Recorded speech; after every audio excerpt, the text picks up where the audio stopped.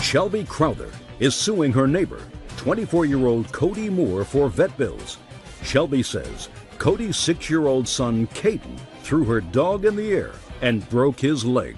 According to your complaint, Miss Moore's little boy, this 6-year-old, was in your backyard where your dog was playing. He was invited over by your son, who is a couple of years older. How old are you? 8.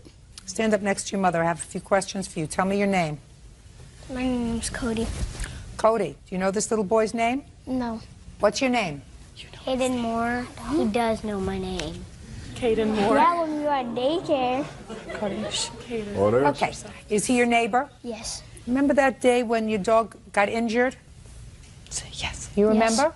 You have to answer my questions. Were you playing in the backyard? Yes.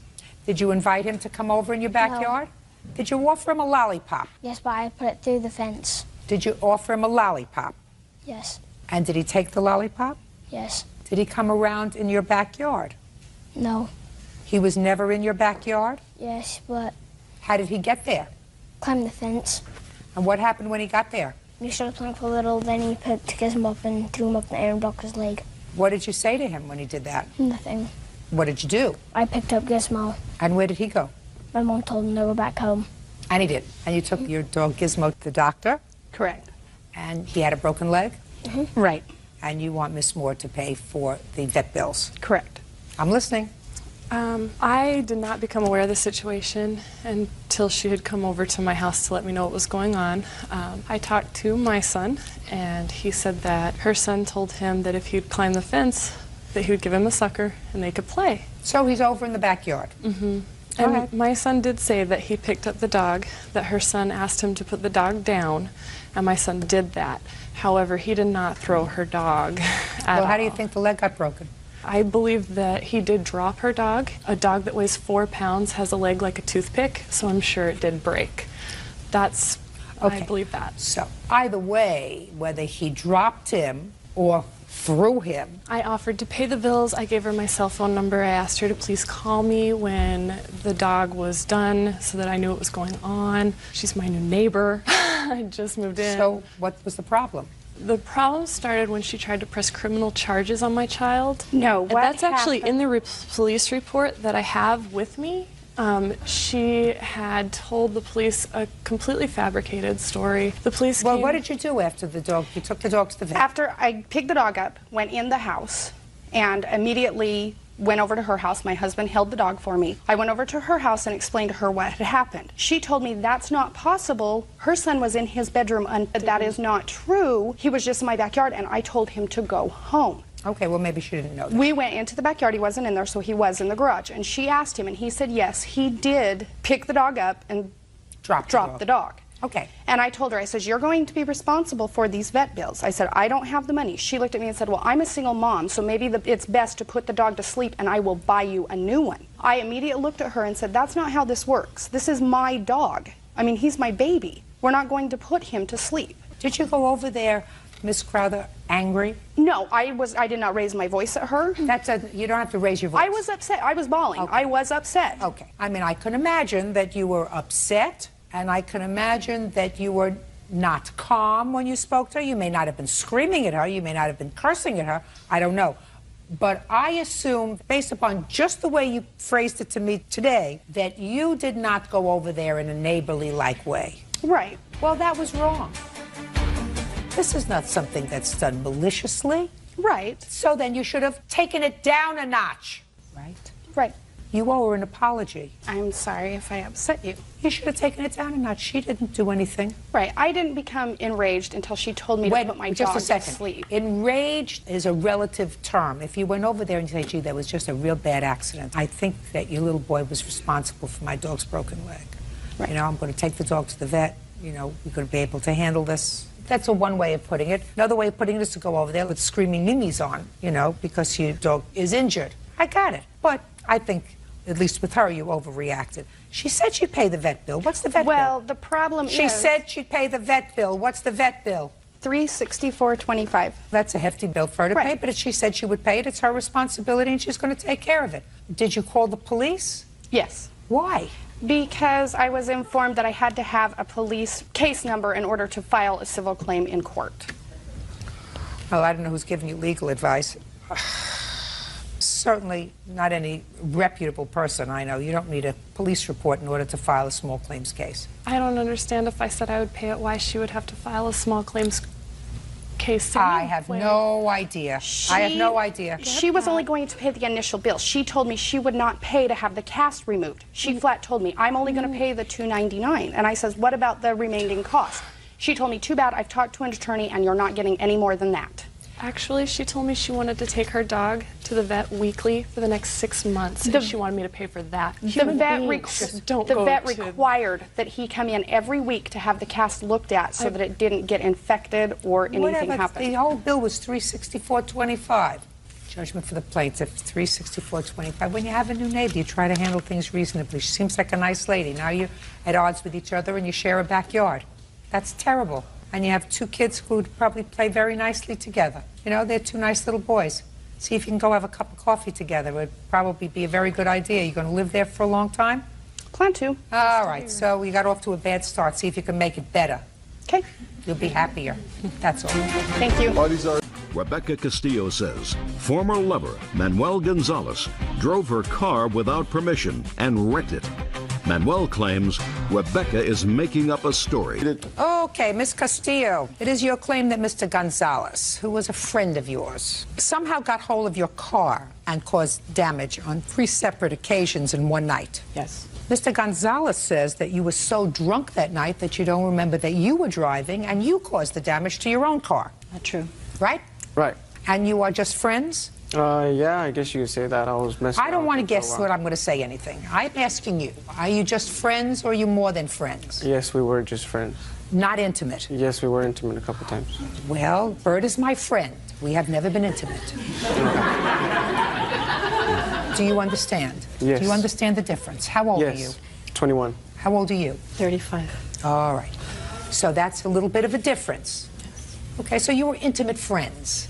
That's a new category of friends. There are people who are intimate, then there are friends, and then somewhere in the middle there are intimate friends. You are one of those. When did this assault on your car take place? June 5th. Okay. And what were you doing out with Mr. Gonzalez? Actually, I was home when he called me and asked me to give him and his friend Mike a ride home. And I went. Why did they need a ride home? I didn't ask. And you said, fine, I'll come and pick you up and give you a ride home. Sure. Keep going. When I got to the restaurant, the establishment, he was there with 3 other gentlemen. They were there eating and drinking, and I ordered a margarita, and we were there for about an hour and a half. How many margaritas did you have? Just one, Your Honor. And then from there, they wanted to take off, and we went to a billiards place where we were there only a half hour. I played billiards with one of the other gentlemen that was there with them. They wanted to leave. We went to another local establishment, a local bar.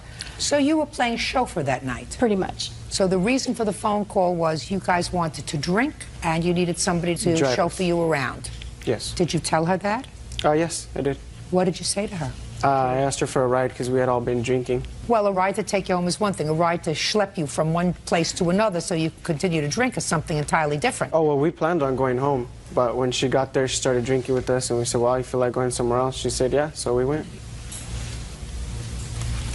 Keep going, Miss Castillo. When we left that establishment, we dropped off his other friend, the one that they went in a car with, to his car, to his vehicle, and from there I went to a local gas station. And I went there, I got off, left the keys in the ignition, paid gas to the pump where I was parked at. When I came out, my car was gone. I panicked. I was looking around the parking lot, looking to see where they were. I gave them time. I'm thinking maybe it's a practical joke. Maybe they're out there looking at me, freaking out. I gave them about 15, 20 minutes, and at that point, I had dialed 911 to report the car stolen. When I looked up, he was driving back in the car with his friend still in the car. I was yelling at him. He refused to get out of the driver's side and said he was going to drive himself and his friends home. Said, fine. I pumped the gas in my car, got in the passenger side, and he drove his first friend home. He drove recklessly to the point where that friend didn't even wait till the car came to a complete stop. He literally jumped out of the car before he stopped the car in motion. Okay, and he tells me that's what you get for hanging out with a 21-year-old. He yells that through the window. Sounds right to me. Yeah. He speeds off, and I'm yelling and telling him to stop, get out of the car. He doesn't get off the car. Drives down a road where there's construction on both sides of the road. There's bolted cones with concrete dividers on both sides of the road. He's driving recklessly. He's hitting these cones. I counted 8. When I seen him headed towards the concrete divider, I literally had to put my hand on the steering wheel to avoid a real major crash. When I did that, he still didn't stop. He had all green lights for whatever reason. We drove to his house. We go into his house. I told him I wanted some resolve. I wanted something in writing. He tells me to go wait. Just a second. You went into his house. And what happened when you got into his house? We were talking. Look at me. Now here, you see, I can tell when somebody is not giving me the accurate story. So don't start embellishing now what you think you want to tell me. What happened when you went into his house? We talked. I told him I wanted. What did you say to him? I told him I wanted something in writing. I asked him, how are we going to handle the situation? What situation? About him hitting the car. I hadn't seen the damages to the car yet. I knew he was hitting the pylons, and I knew he had already hit, there was some damage, but I hadn't actually inspected the car at this point. So then he brushes me off, goes into the back room, talks to his friend Mike, then he tells me to wait for him in my car outside, and we'll talk some more. So there I go. I walked outside of the house, went into the car, sat in my car, and at this point I see him getting in Mike's car, and they're driving away. So I turned on my car, I followed them to an apartment complex, all the way across town. And at this point, I'm looking for my cell phone, which I couldn't find, somewhere on the floor. Because you were drunk? That's not true. And when we got there, I followed them to a dead end, and I had to back up. I backed up so that they can straighten out. They were there in the car for about 5 minutes, and then Mr. Gonzalez gets off the car, comes towards my car. In the meantime, his friend Mike drives off, tells me to move over so we could talk. Then he's telling me that he had no reason to bow down to me like I was some princess, that that's the reason why he doesn't have a valid license, because he can't drive. And he puts the car in reverse, backs it into the wall, then he drives off. So you let him get into the driver's side of the car, according to you, and you moved over. I assume you have a bench seat in the front? It's not a bench seat, no. Not. What two is it? Separate seats. Two separate seats. So you had to crawl over, and where's the whatever? It's right there in the shift? center. It's in the middle. It's in the middle. Yeah. So you had to sort of get your leg over there, and he opened up the driver's side, unless you got out of the driver's side and walked around to the passenger side. So you scooted over somehow. Is that what you're telling me? Yes, I did. You scooted over somehow and let him in. I didn't have a choice. He was practically sitting on my lap. Miss Castillo. Well, I still You had scooted a, over. Miss Castillo, my dear, you're a 35-year-old woman. You had a choice. As soon as he got to his house and you dropped him off, instead of following him across town to an apartment complex in a dead-end street, you call 911. And you say, this man got into my car, took my car, damaged my car. I want to report the damage to my car. Because according to you, you went into his house, Miss Castillo, to get him to sign a piece of paper. Did he sign it? No. Should have had some clue that he was not going to take responsibility for what he had done to your car. Is that right? No. You thought he was going to take responsibility, and that's why he got into Mike's car Well, and no, that's drove why away? I followed him, because I didn't know if he was going to drop him off somewhere and disappear. But when I tried to look for my cell phone, I couldn't find it. It wasn't on in my purse. All right, Mr. Gonzalez, go. My turn? That's why I'm looking at you. Yeah, after we left the first establishment, we went to another bar. We did have about 3 pictures. When we left, she asked me to drive because she had been drinking. I said, no, there's no way I'm going to drive. I have a DUI. I'll pick up another one, and I'm in trouble. I don't want you to speak. So I told her no. She asked everybody to drive, actually, but she pestered me about it. I didn't drive. When we went to the gas station, nobody took her car. She came back, put gas. We dropped off my friend. We dropped off another friend, went to our house. She followed me inside, and we were there for about 2 hours. And she didn't ask me What were you about... doing it for the 2 hours in your house? We were playing intimate friendship. And after that... You're a fast learner. Yeah. Keep going. Then after that, I told her to leave because we had to drop off one of my buddy Mike's girlfriend that had just got there. And I didn't want to see her anymore. And she got upset and was telling me things about me and her. And I told her, I'm not with you. I don't want to be with you. I don't want to have nothing to do with you. This is after you played intimate friendship? Yes. Of course.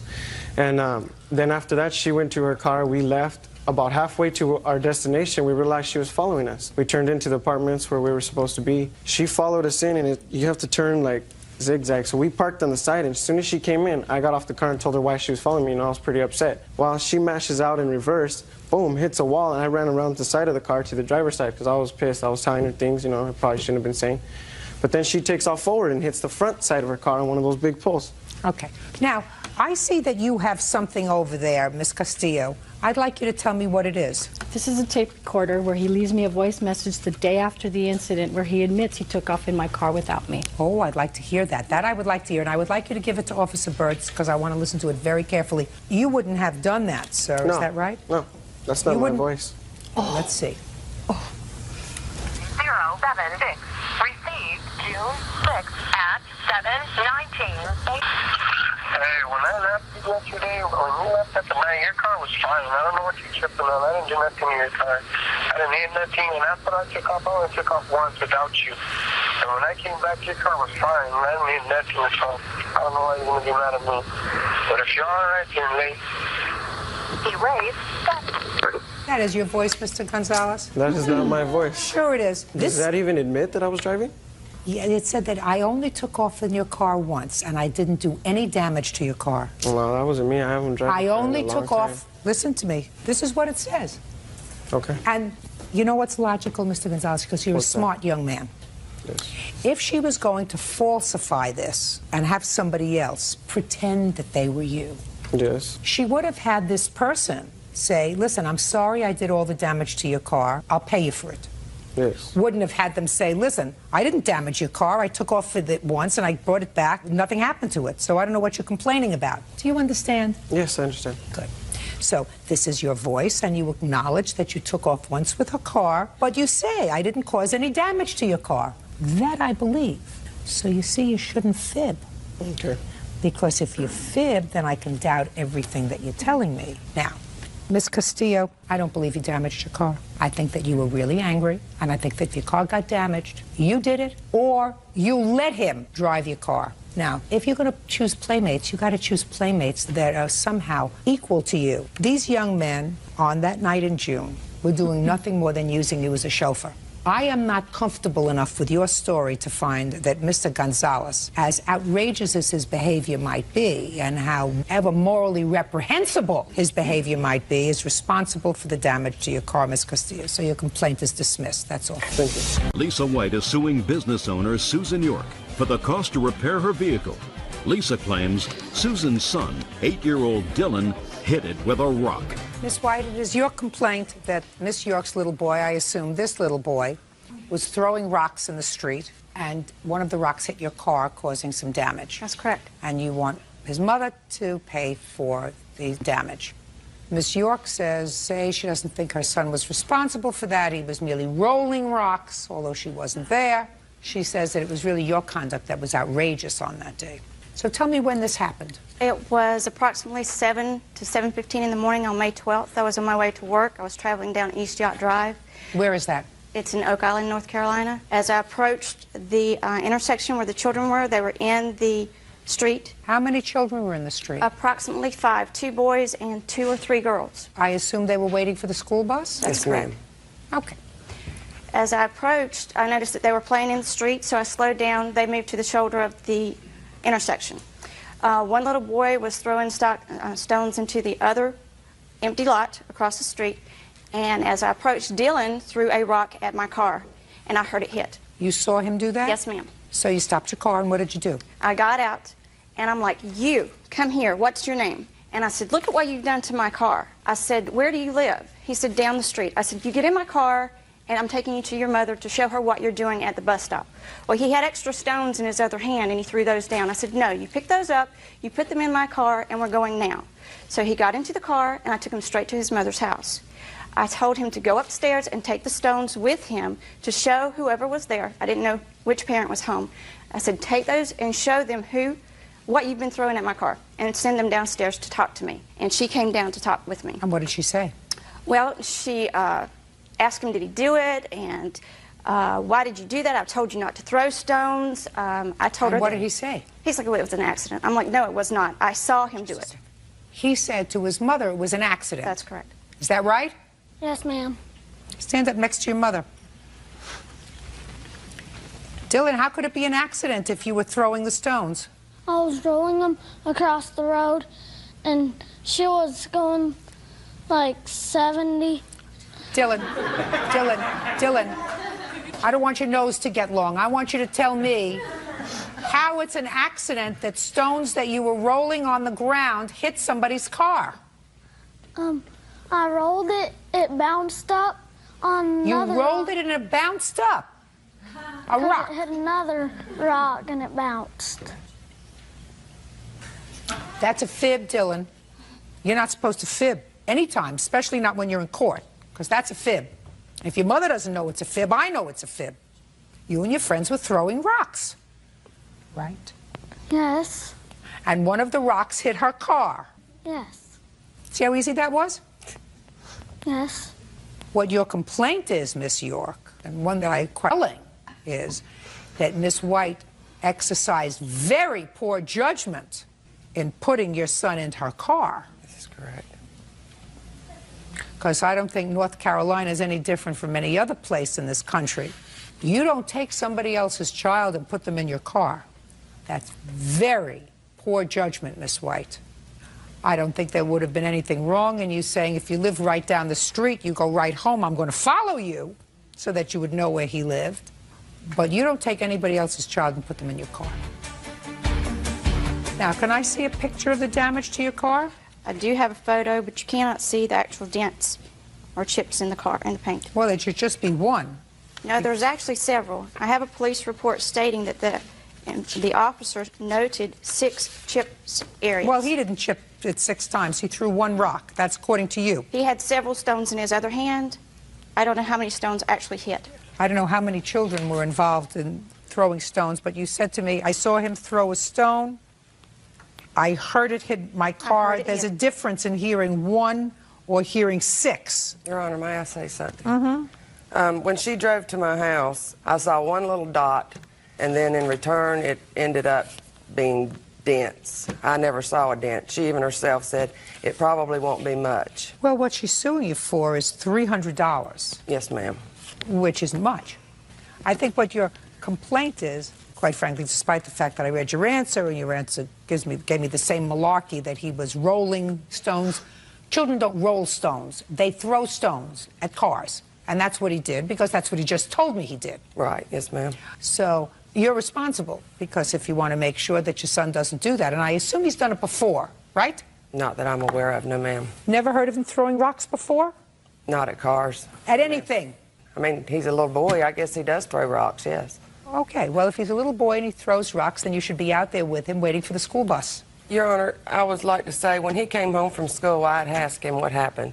And he admitted that he had been rolling rocks. Rolling rocks doesn't... Rolling rocks, throwing rocks, and one hit her car. And then he proceeded to show me how she forcefully put him in her car. I have a written statement for... I don't take statements from people. She had no right to put him in the car, take him in the car, ask him to get into the car, pick him up. Absolutely no right to do that. He wasn't injured. He went off to school that day. Did you go off to school that day? Yes. Did you have a good day in school that day? Yes. So he wasn't injured, emotionally or physically. But she did the wrong thing, and I've told her she did the wrong thing. So I read her the Riot Act. You still have to pay to have a car fixed. That's fine. Judgment for the plaintiff in the amount of $300. That's all. Russell White is suing his neighbor, Adalberto Flores, for the cost to fix his car. Russell says Adalberto's daughters wrote on the vehicle with chalk. Mr. Flores, we thought it best that your 4-year-old little girl, who was the subject of this case, was here to me to be a little bit upset about being here. I don't think it's necessary for her to be here. If it is, I'll have to see her in chambers. Clear? Yeah. All right. Mr. White, you and Mr. Flores are neighbors? Yes.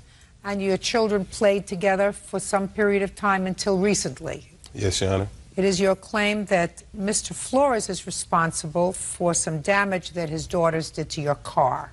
Yes. You fixed the car, and you really want Mr. Flores to pay your insurance deductible, which is $500. Yes, Your Honor. And Mr. Flores says that there's no evidence that his girls caused any damage to your car. Yes, Your Honor.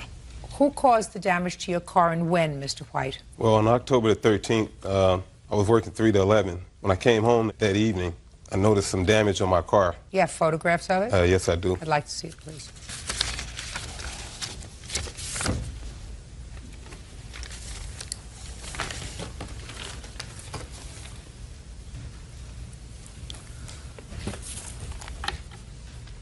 What was it, chalk? It was chalk, and it was like someone had scribbled on the back of it. It's hard to see in these photographs. Yeah, it's hard because of the color of the car. Yeah, but I do see sort of circular motions. Yes. Got it. Now, you weren't there. What makes you think his girls did the damage? I have a witness that saw this occur. Well, then I'll hear the witness. Bert, can we get a witness? I assume they're outside. How you doing? Swear the witness, please. Sir, raise your right hand. Do you swear to tell the truth in these matters? Yes, sir. State your name for the record, please. Alfredo Warren. Mr. Warren, are you a neighbor of these people? No, ma'am. I stay in South Bend, Indiana. Okay. Mr. White said you observed something that happened with his car. Yes, ma'am. Are you a friend of his? No, ma'am.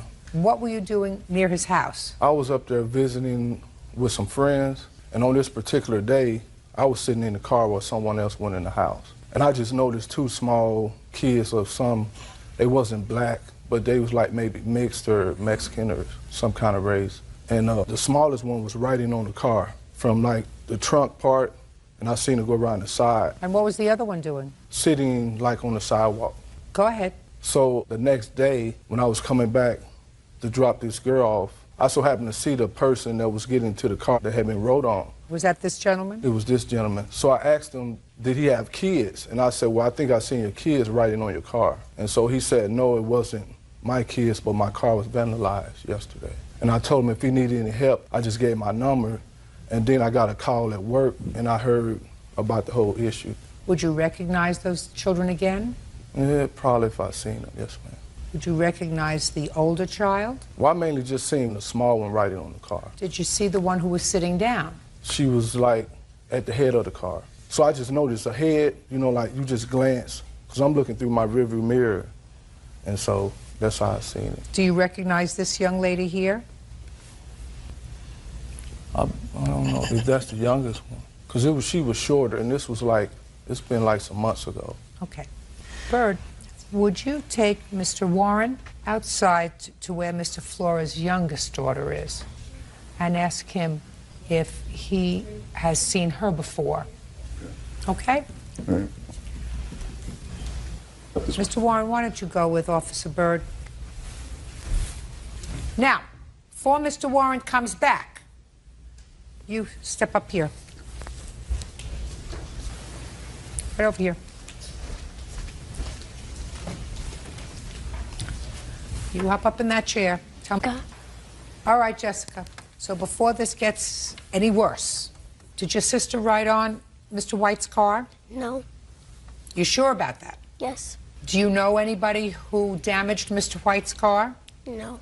And you weren't present that day, sitting there while your little sister either took a piece of chalk or anything else and rode on Mr. White's car? No. You sure about that? Yes. Okay. Go and have a seat.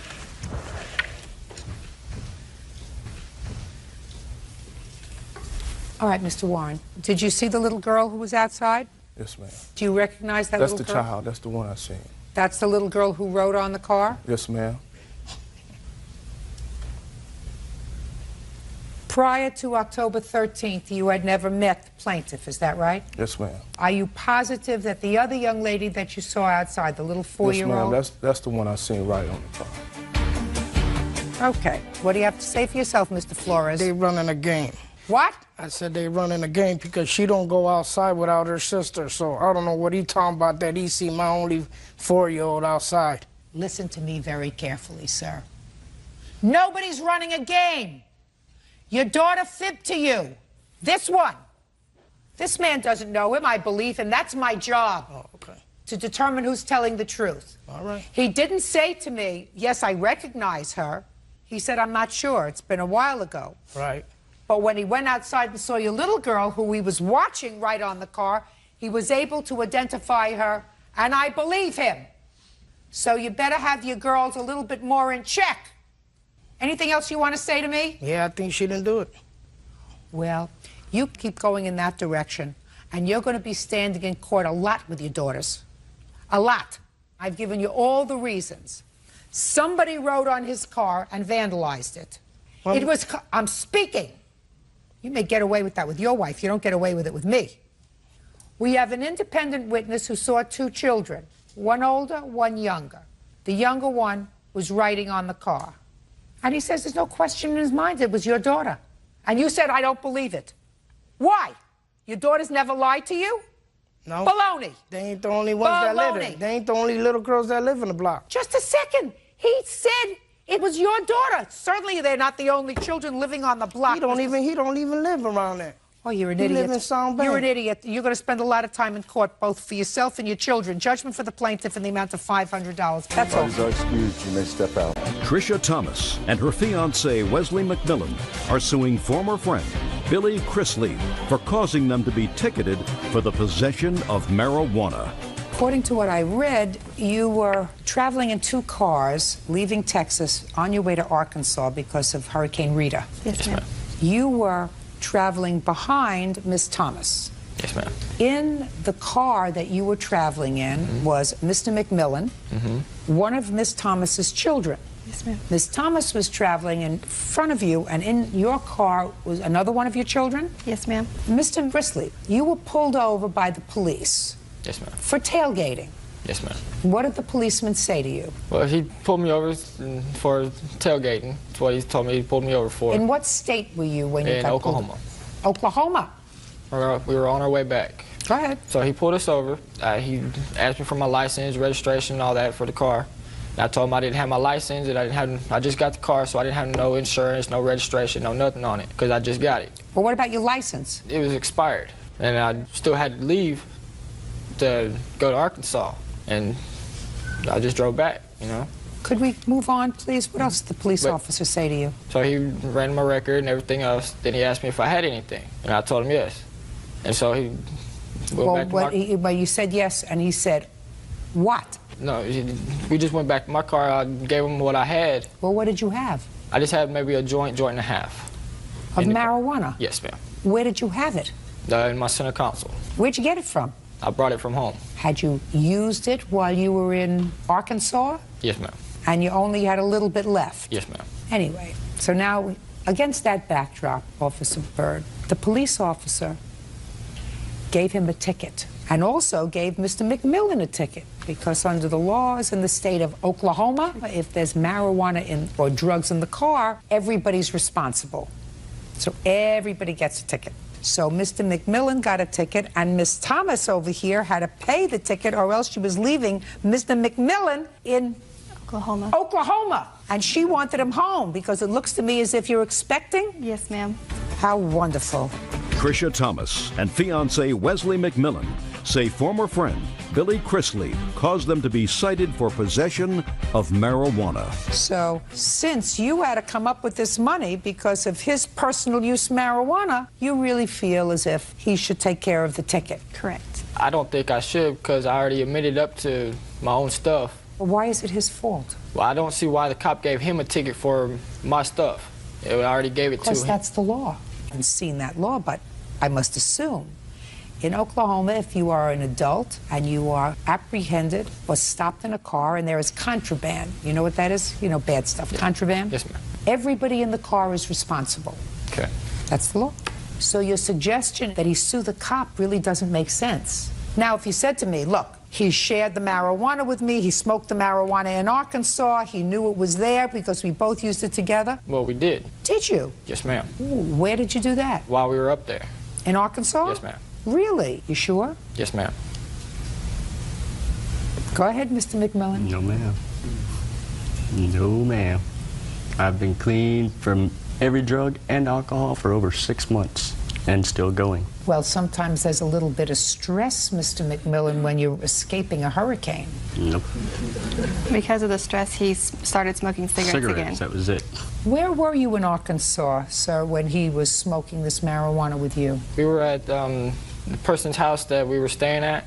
We just walked around the woods. No, ma'am. The only time that me and Mr. Crisply ever took a walk, we went to the woods. There was nothing ever done. We ran down the side of a mountain and came back up, and that was it. Now, when was your license suspended? It was suspended in about, I think, 2002.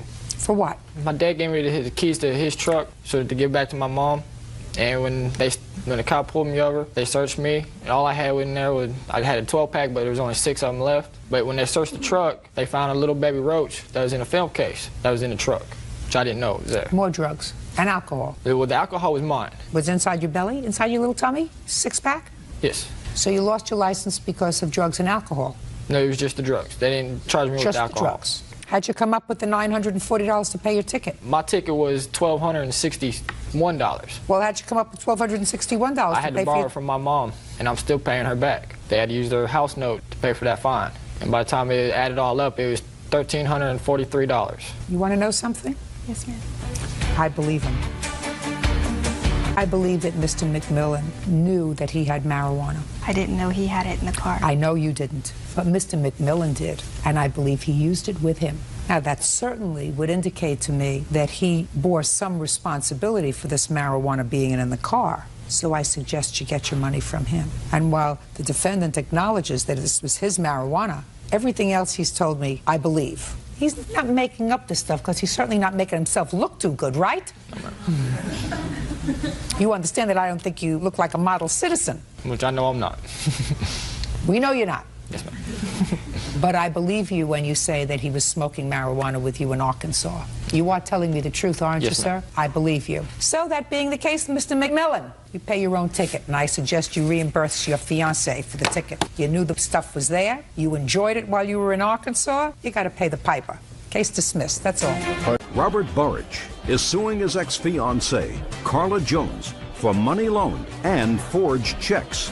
Carla is countersuing, claiming Robert made false accusations to her probation officer. Mr. Burridge, Miss Jones used to be your living girlfriend? She was my fiancée. And according to your complaint, she owes you some money. First for a loan, for insurance, well over a year ago. And then you claim that at some point she forged some checks. Yes, ma'am. And then you claim she's got some of your personal property. Yes, ma'am. Miss Jones says none of them were loans. She did, in fact, sign your name to checks. You knew about that. You did not report those forged checks, according to you, when you found out about them. But you continued to live together as a couple. But when you broke up, you, according to you, called her parole officer. You're on parole for something? I'm off now. And you called her parole officer to report the forged checks. Is that right? Yes. Why'd you do that for? Because she was forging checks while on parole, and No, look at me, look at me. It was a violation. Let's get a timeline. It's a violation. Mr. Barish, listen to me. Don't interrupt me when I'm speaking. Excuse me. According to you, it was in October of 2004 that you found out that she had signed your name to some checks. Yes. How much in total were the checks that she signed? $2,900. And what were they for? They were made out to her, signed by her, and cashed by her, and deposited to her account. Okay.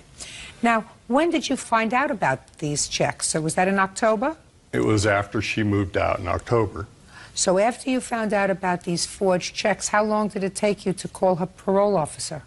It took me until March of 2005. Okay. Let's go.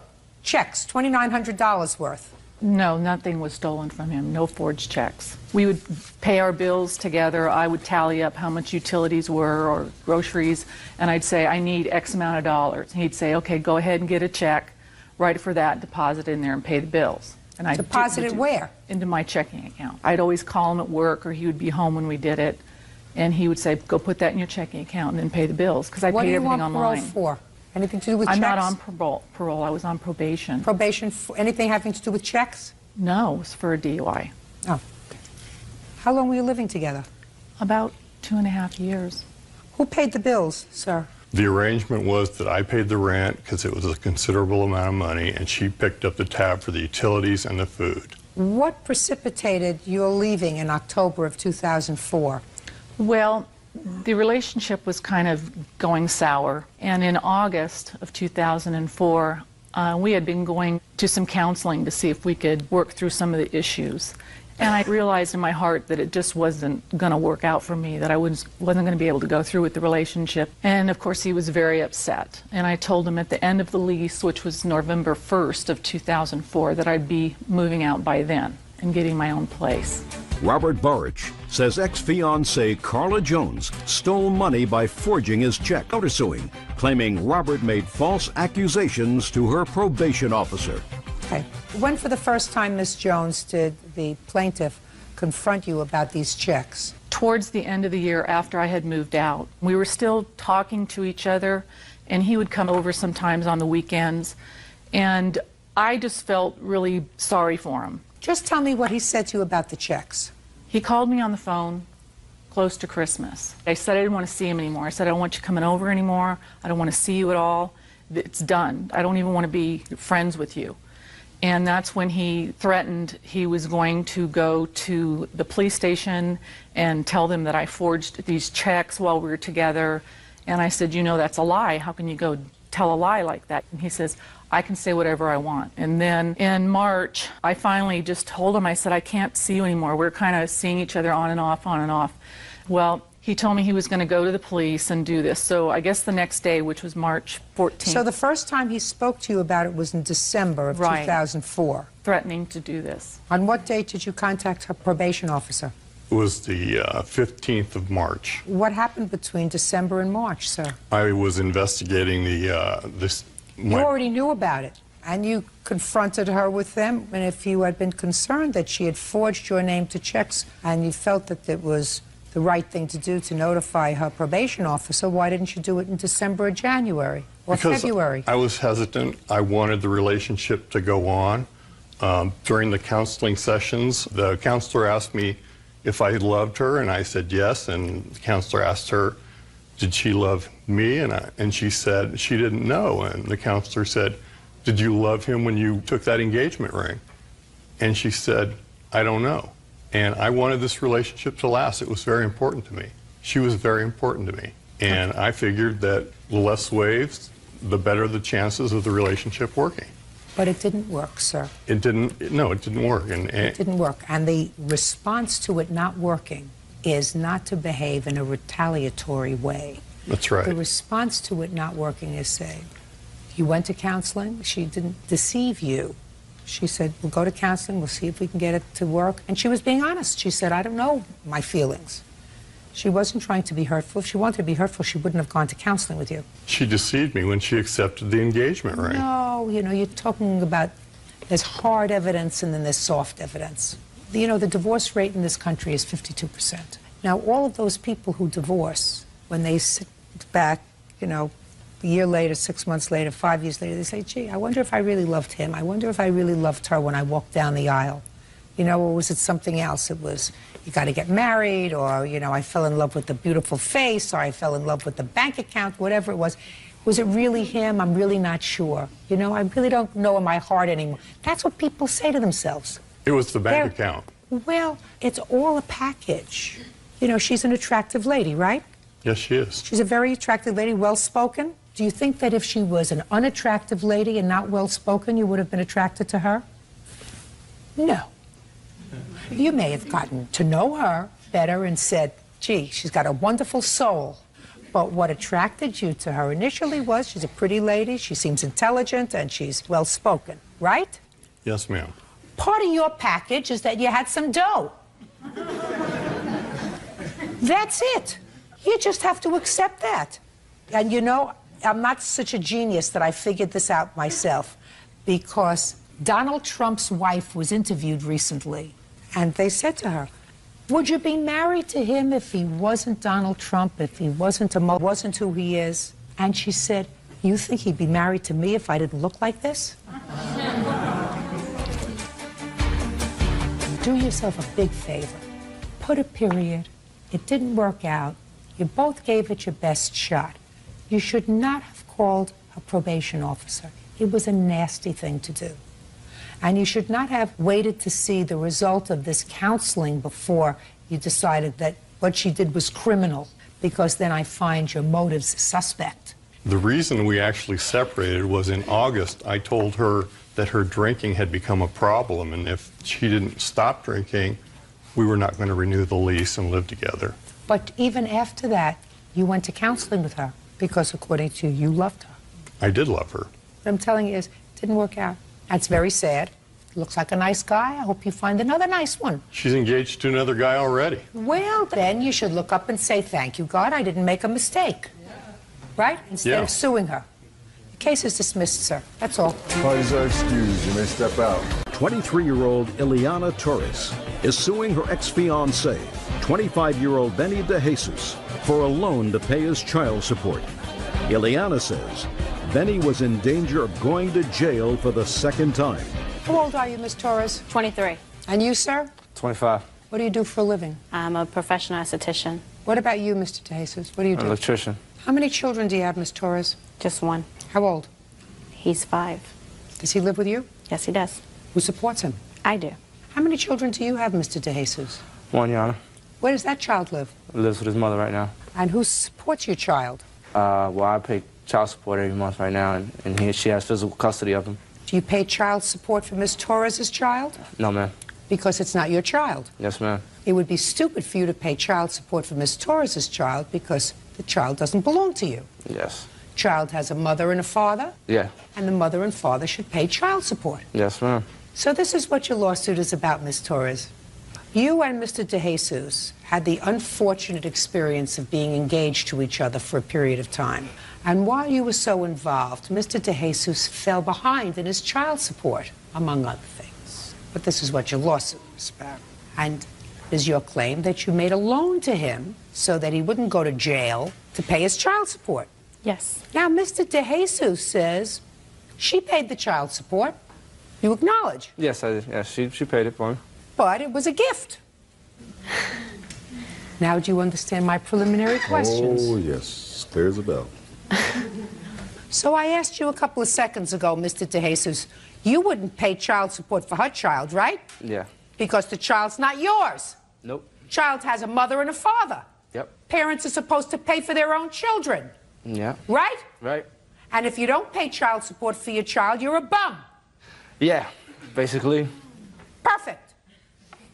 How much did you give him to pay the child support? $2,400. And how much time was he facing in jail if he didn't pay the child support? 2 years. Ah. It would have been his second time going to jail for not paying his child support. That's a bum times 2. Now, Miss Torres, I mean, he's easy to take care of, you know. I could take care of 10 of him with this pinky. 10 of him. My question to you is, you don't look like a marginal person. You look somebody in the eye when you speak to them. You have a child that you support, lives with you. What are you doing with him? I mean, are things so desperate out there that you got to pick a bum who's got one child and has fallen behind twice in child support to the extent that the second time they were going to put him in jail for 2 years? You're going to get your $2,400 because that's what he owes you. Because he doesn't want to pay for your child and you shouldn't have to pay for his. Right, Mr. DeJesus? Yeah, right. It wasn't $2,400. She only gave me $1,000. The rest of it I raised myself. Show me the $2,400, Miss Torres. She knows that it was $1,000 she gave me. This is the check. And the rest of it was raised This is the check up that and I all had put signed. together. This is where it came out of my son's bank account. Because the money and was it got, deposited no, in there it so that was we could not. write a check out for it because I and can't get cash. And I got my money in there. She knows that the reason the money was deposited was so that I could write a check out because I had to have record of the money that I'm paying. No, for and my I child have support. a piece of paper. Well, no time around the withdrawal of this $2,400, sir, did anybody put in $1,500? It was sporadically put in. It was $200 here. As I kept raising the money, I would put the money into the account because the court date was coming. When the court You date should have came, kept better we records. deposited. What kind of an excuse did you give to the mother of your child every time you didn't send money? I mean, Checks in the mail. We both spoke. We speak every time we see each other. She knows if I'm late and when she's going to get her money. Let me ask you this question, Mr. DeJesus. Yesterday, did you eat dinner? Yeah. And you have a cell phone? No. You have a regular phone? No, actually, no. Thanks to Miss Torres here, I don't have nowhere to live actually right now. I was paying for everything for you. She took my car. Miss Torres, threw my clothes away. Does he have a problem that's eating up the money that he's earning from being an electrician? From what I'm concerned, I don't know. But You don't know? When I met him, he did have problems. Yeah. Yes. All I'm doing is telling you, I know. And you have a responsibility because you have a 5-year-old child. You're only supposed to bring the right kind of people into their lives. You got it? Yes. Judgment for the plaintiff in the amount of $2,400. That's all. Parties are excused. You may step out. Teresa Saavedra is suing Adam Rivas for taking and wrecking her car. In a separate suit, the Benedettos are suing Teresa and Adam for damage to their classic Nissan 300ZX. Who is Miss Saavedra? And Mr. Rivas? Why don't you folks have a seat, please, first, because I'm going to take care of this case first. Miss Saavedra, stand over there, because this case is a little complicated. I'm going to uncomplicate it for everybody. You own a car. Right. Or owned a car. What kind of car did you own? It was a Ford Speak Taurus. up. Ford Taurus. Mr. Rivas was your boyfriend? No. A friend? Yeah. According to your complaint, he stole your car. Right. You reported it stolen. Right. He was in an accident. Totaled the car? Correct. You want him to pay you the value of the car, or $5,000, because it was worth more than $5,000, but that's the limit of small claims court. Correct. Mr. Rivas says that he did not steal your car, he borrowed your car, he had an accident that was not his fault, and he shouldn't have to pay for it. That's your defense. Yes. These are the people who were involved in the accident. So we'll get to their case in a minute. Okay. Because they are suing the two of you. You as the owner of the car, and he is the driver of the car. Right. You get it? I got it. Correct. So, Mr. Rivas, when did you take the car? Actually, we drove off the lot together with it, and she gave me the car. It was a gift. It was a gift. Is what you're telling me, sir, that you drove off the lot the day the car was purchased? Yes. Did this accident occur at that time? No. How much time passed before the accident happened? I would say about 3 weeks. Who purchased the car? She did. And in whose name was the car? Under her name. Who paid for the car? She did. And she gave you the car as a gift? Well, actually, I gave the down payment, which was like $300 for it. Why was that, Mr. Rivas? Because we had an agreement that the car would be mine if she took the car out. And all I would have to do is give the down payment or the deposit for the car. Ah, I get it. Mr. Rivas, why can't you have a car in your name? Because I don't have a license. Why else? That's it. Why don't you have a license, Mr. Rivas? It was revoked. When? I was like 17. How old are you now? 21. And when did you make this arrangement with Miss Saavedra? After 2 weeks I met her. We came to an agreement to go to drive time and take out a car. Now, why would she do that for you if you were just friends? I don't know, the kindness out of her heart, I guess. Shh. Now, if I were to call drive time, would they tell me that the two of you were in there together? Yes. When was the car purchased, Miss Saavedra? 5/17/04. From the time you drove the car, sir, May 17th, 2004, until the day of the accident, which was on what date? It had to be a couple weeks after that. I'm not too sure. When was the accident, folks? 5/7/04. So you mean the accident was 5/7/04, and you purchased the car 5/17/04, so somehow that doesn't work out, Ms. Saavedra. Not even in the twilight zone of this courtroom, purchased the car. 4/22/04. Ms. Saavedra, look at me. Was Mr. Rivas with you at drive time when you purchased the car? Yes, he was. All right. You see, none of this was in this paperwork. Do you think you're going to come here and throw some baloney to me that he stole the car? No. All right. From April 22nd, 2004 until May 7th, 2004, Mr. Rivas, did you have the car in your possession? Yes, I did. And you paid the $300 deposit? Yes, I did. Did you pay by check or cash? It was cash. Who did you give the cash to? To the car salesman. You have a copy of the contract? Yes. Does the contract say that there was a $300 deposit? Yes, right here. And does it say the $300 deposit was in cash? No, it does not. It was by check? It says the total cost of the purchase is on credit, including your down payment, which is $300. It does not say anywhere about being in cash. You didn't give him a check, though. No. So Mr. Rivas gave him cash. He never gave anybody money. Mr. Rivas drove the car out of the lot. No, he did not. Did you ever have the car in your possession from April 22nd until May 7th? Yes, I did. When? The day that I drove it off the lot, and about a couple of days after, and then I stopped, and then I met up with him, And then we... What do you mean you stopped? I just thought I wasn't able to go. I didn't go anywhere. So I was in my house. And then he called threatening me to kill me. So then I... Mr. Fedra, do you think that I believe anything of what you're telling me now? I believe him. I believe him that you went to this drive time, because you didn't tell me anything about that in the paper. What you said in your complaint was he stole your car, and you reported the car stolen. And that's not what happened, is it? Well, it is. That's not really what happened, is it? No, it is what happened. I have a police report and everything that I had made. On what date? 5/14/04. On the 14th of May? Yes. That's a week after the accident. But he had took the car already. A week after the accident, you reported the car stolen? When did he take the car? Mr. Fedra, don't play around with me. When did he take the car? I don't know the exact date, ma'am, but I just know he had took the car. Well, why didn't you... Just a second. Why didn't you report it stolen the day he took the car? I was scared. I didn't know what to do. And I had called him on his cell phone telling him he would bring it back, and he said that he will bring it back. I don't believe you. I think you're full of baloney. I think you entered into a scam with him because you knew he had a suspended license, whether you liked him or not, whatever, I have no idea, nor do I care.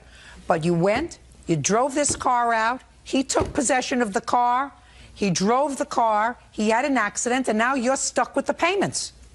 That's what happened. And then a week after the accident, you reported stolen to the police. Now, can I say, why would I honestly give anybody my car keys, you know, a brand new car? Because, Mr. Fedra, I do not believe you had any intention of this being your car. I believe that the intention was for Mr. Rivas to use this car, to make the payments on the car, because he had no license, and he got you as a patsy to put the car in your name. That's what I think happened. And then, when you realized that the car was in an accident and you were going to be in real trouble, a week later, you reported it stolen to the police. You didn't report it stolen a week before the accident. Let me see a copy of the police report.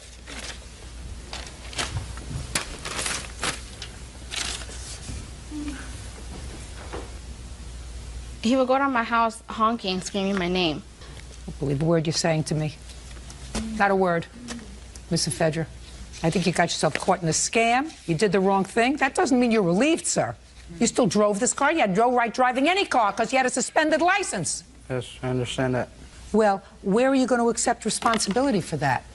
Take responsibilities for the car accident. You do? Yeah, I do. It's not what you say here. You tell me that this lady was driving. She was drunk.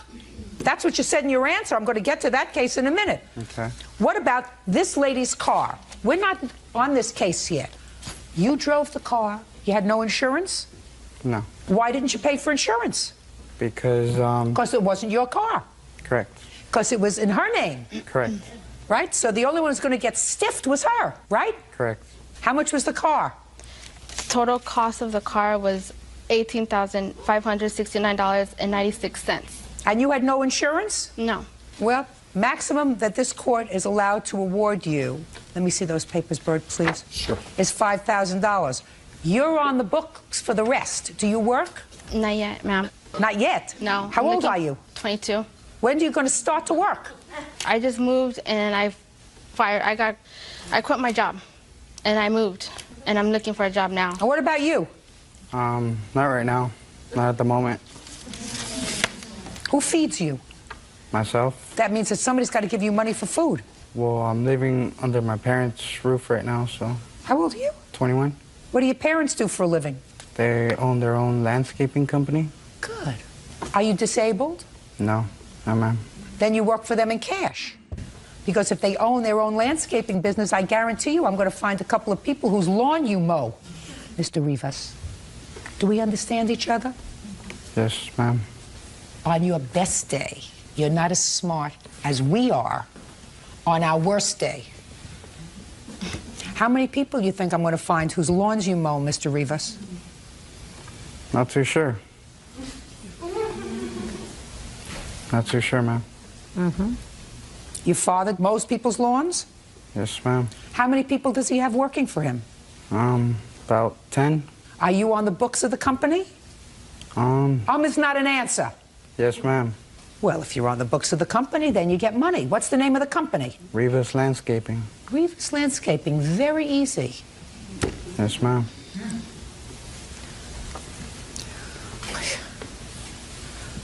You owe her $5,000, sir. But it doesn't go to her, it goes to the finance company. Now you can stand over next to him. Because now you're a co-defendant as the owner of the car, who I just figured out was full of baloney when she said the car was stolen. The car was part of a scam. You didn't think it was a scam because you're too young and stupid, but it was a scam. Now you may stand up. Mr. and Mrs. Benedetto? Yes, ma'am. On what day was the accident? The 7th of May. Of May? May 7th. No. You want to tell me what happened? I pulled out of the gas station. When I get gas, I usually toss my wallet in the car. Well, when I got in the car, I drove up the street, and I didn't see my wallet there, so I figured it had bounced. So I pulled over, and when I pulled over... where? I pulled over on the side of the street. Is it a street where you can't pull over? It's where cars are parked? Right, where you parking. So I pulled over and got out of the car, went around to see if the wallet had fallen off to the side, because if it hadn't and it had bounced off, then I needed to go back to the gas station. So I put my knee on the seat, and next thing, there was just this big bang on the side of the car, and the car started to go over. In the meantime, I went over to the side as the car was going over. You mean you weren't in the car, you weren't in the driver's seat? No, I was in the passenger seat. You weren't moving at the time? No, I was not moving. What happened to your car? It went over on the side. And Can I see pictures of it? Sure. Who else was in the car with you? Nobody. It was just me. I was on my way to meet my dad. This is your husband? That's my husband, yes. So he is the co-owner of the car? He is the owner. Ooh, that's a nasty hit. I'm listening. From what I recall, I was going straight down Devonshire, and where were you going, sir? I was going home. From where? From one of my friend's house down the street. What were you doing there? I was just chilling. What? Chilling, kicking it. Oh, your parents must be so proud of you. Go ahead. And I was driving down Devonshire, and she just pulled out, because I was going straight on, and she pulled out, and I hit her. Well, she pulled out and you hit her, so you would have hit her in the front. You hit her at the rear of her car. How could you have hit her in the rear if she was pulling out? Because I guess she was already on her way, and I guess I hit her in the back. So if she's already on her way and you hit her in the rear, that means you weren't looking where you were going. Maybe you were chilling a little too much, kicking it a little too much with your friend. Maybe you ought to get out there more often and mow a few more lawns. Mr. Rivas, from Rivas Landscaping. When was the last time you filed tax return? It's not an answer. I'm not sure. I don't think I've ever filed them. The police came to the scene, Mr. Rivas. You were arrested, were you not? Yes, I was. What were you arrested for, Mr. Rivas? I was arrested for driving without a license. What else? That's it. You have any other warrants outstanding when you were arrested? It's not an answer, Mr. Rivas. Yes, I did. I did. Mr. Rivas, you're still trying to get over on me, sir. I've been a judge longer than you've been born. You think you're an unusual story? You're not. You're just a punk who caused a great deal of trouble for a lot of people because you're not entitled to drive a car if your license is suspended and you have no license. You conned this lady, so now she's in the hole for $13,000. You injured these people, their property. You almost killed her. There's a reason why the government didn't give you a license, sir. Because you shouldn't have one. Because you're an irresponsible baby.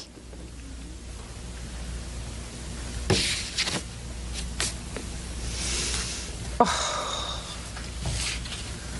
Are you an only child? No, I'm actually the middle child.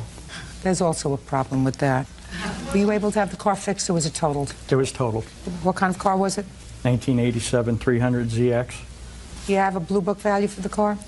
Blue book is roughly $3,500. Can I see that? I'm sorry, that was $3,400. Can I see And that? I also have some comparables. That's all right. I know the car. I should mention that we did a great deal of additional work in that, the alternator, the water pump. He's an idiot. What do you want me to do? I can't execute him. The only thing I can do for you is humiliate him a little bit and give you a judgment. What else am I going to do with him? His parents are not going to be proud of him.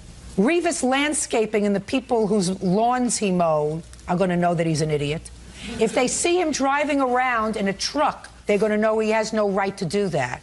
Anybody who lives in the neighborhood, when they see him driving a car, is going to call the police now and say there's somebody driving without a license, right? Do you understand? I understand. There was a reason he was late for court today, right? He was thinking, am I going to be dumb enough to go to court? What's going to happen to me? He had no clue how far it was going to go. Hopefully he didn't hit anybody else's car on the way over. Hopefully, sir. Hopefully. I'm not so sure. You got lost on your way coming here, Mr. Rivas? No, I didn't. How did you get here today? Is not an answer. I got a ride. You got a ride? Who drove you? There's a guard outside. Who drove you? I don't remember her name.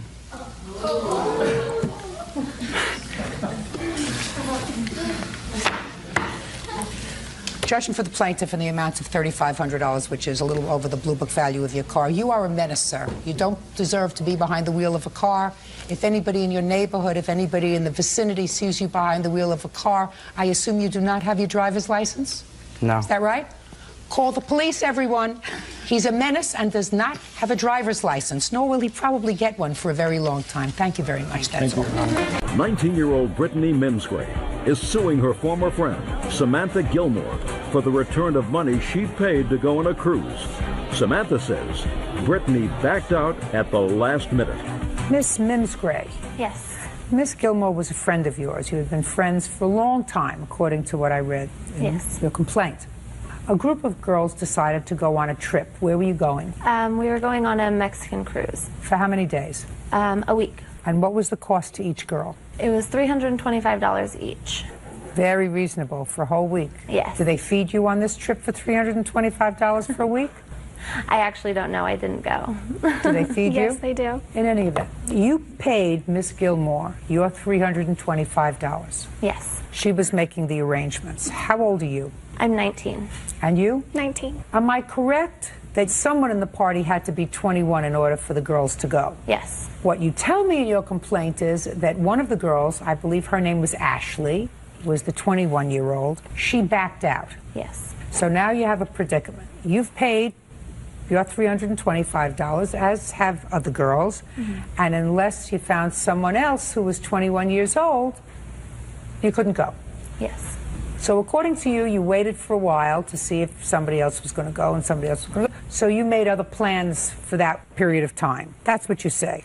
And according to you, Miss Gilmore decided to take her brother. Yes, well, actually... Decided to take her brother. He was going to pay for himself. And his brother had a friend whose name was? Gaius. Gaius? Gaius Mike. He goes by Mike. Good. Whose name was Mike. Mike went on your ticket. Yes. And you want the money. Yes. Didn't Mike pay? No. Why not? Because we had made oral agreement that Mike was going to pay after the cruise, but Brittany showed up at my house the day before we left saying that she wanted it then. Just a minute. Who did Mike make the arrangement with? With you? With me. He made it with me and she made it with me. Just a second. So Mike made the arrangement with you that he was going to pay for the trip. Yes. And you told her that Mike was paying for the trip. That was your agreement with him. Yes. Now she's suing you because you told her you're going to get your money for this ticket. That's what you told her. Yes. Go get the money from Mike. She has no way of suing him because they did not have an agreement. The agreement was between the two of you. You have a cause of action against him if he breached that agreement and didn't give you the money. Yes, but since she had come to my house saying that she wanted the money earlier than she had expected, I figured if she felt that she needed the money before, even though he wasn't able to provide it for her, she should have called the travel agent herself and said that, because what she said was she wanted her ticket or the money. Madam. Ma'am. She could have done this and she would have done that, and if she did this, she wouldn't have been in that. She had an agreement with you, and the agreement was you were going to give her back her money because your brother and his friend were going on this trip with you. And if the friend stiffed you, sue him. He went, he had a good time. I assume he ate, right? Well, I'm sure his company wasn't that terrific that entitled him to a free ride, right? Right, Mr. Gilmore? You wouldn't give him a free ride. Ma'am, she canceled out at the very last minute. Are you following me? Your daughter made an agreement with her that she would get her money back. She has to do that. Now, since she did not gain anything herself, perhaps, unless she likes Mike, she has an absolute right to turn around and sue Mike for the cost of the ticket because he promised to pay her, and he didn't. She may have had a lot of other options. She doesn't have to exercise all those other options. She had an agreement with your daughter. Do you get it? Yes. Good. Now, you have a counterclaim for harassment and the expenses surrounding harassment. Ms. Gilmore, you want to tell me about that? Yes, when she had decided 4 days we had agreed that Mike was going to take her place. We had made the agreement that he was going to pay after, and she kept constantly calling saying that she wanted the money earlier, and I told her that I didn't have it and that Mike hadn't given it to me, and she kept calling me, harassing me, and showing up. She showed up at my house the day before saying she wanted the money or the ticket, and the option was that she could call the travel agent and say that she wanted her place back because I didn't have the money. So she was constantly calling me, and then after she had left our house, she had called our mutual friend who also went, inquiring about my car, wondering where my car was going to be where we went on the cruise, and I just bought a brand new car, so I was wondering why she wanted to know where my car was. Just a second, how do you know Brittany called your friend? My friend, the one who went on the cruise, told me. Well, you can't tell me that, madam, that's hearsay. Okay. What else? So, but basically she had called me constantly, leaving me messages, called me when I was at work. That's what happens when she feels as if you were stiffing her money. That's not a cause of action for harassment. You have to give her the $325, and I suggest that you and your father, when you leave here, you go to small claims court and you sue Mike for the trip that he took, that he enjoyed, that so far he didn't pay for. Right? Right. As between the two of you, you owe her $325. Do you understand? Yes. Good. Goodbye. Anne Marie Fessler claims former roommate James Hill stole money earmarked to bail her boyfriend out of jail. James says Anne Marie is making up a story. Miss Fessler, this young man is your boyfriend's nephew. Your boyfriend was in jail. Is he still in jail? Yes. What is he in jail for? We had gotten into an argument in a restaurant parking lot, and he hit me, and the cops were called. He was locked up, and they're holding him for old warrants that he had. Outstanding warrants for what? One was a shoplifting charge from 95. One was a drug charge, and something else. I think it had something to do with the drug charge. I'm not exactly sure what. Do you know what he's in jail for? Them fighting all the time, and they're just very dysfunctional. Well, they may be very dysfunctional, but that's not the only reason he's in jail. In any event, it is your claim that you gave him some money to bail out your boyfriend, that he didn't bail out your boyfriend, but he stole your money. And then you think he took some other money from an ATM card. Some convoluted story. In any event, Mr. Hill said, I took $600 to go and bail out my uncle that you did give him. And when he got to the prison to bail him out, it was more than that. So he gave you back your $600. He doesn't know anything about any other stolen money. He says he doesn't know why you would think that he would take property that belongs to you. Okay, Ms. Fessler, when was your boyfriend arrested for domestic violence? November 24th of 2006. And when did you call Mr. Hill about giving him money to go bail him out? I called him and told him what the bail was. He told me to give him the money that I had, and he would see what he can do about getting the rest to go bail him out. I had $700 on me at the time. Where'd you get $700 from? Every month I get $400 from the state. They give me I'm on a rental assistance and welfare. They gave me $400. We saved $200 every month for the last 3 months. Just a second. They give you $400 for what?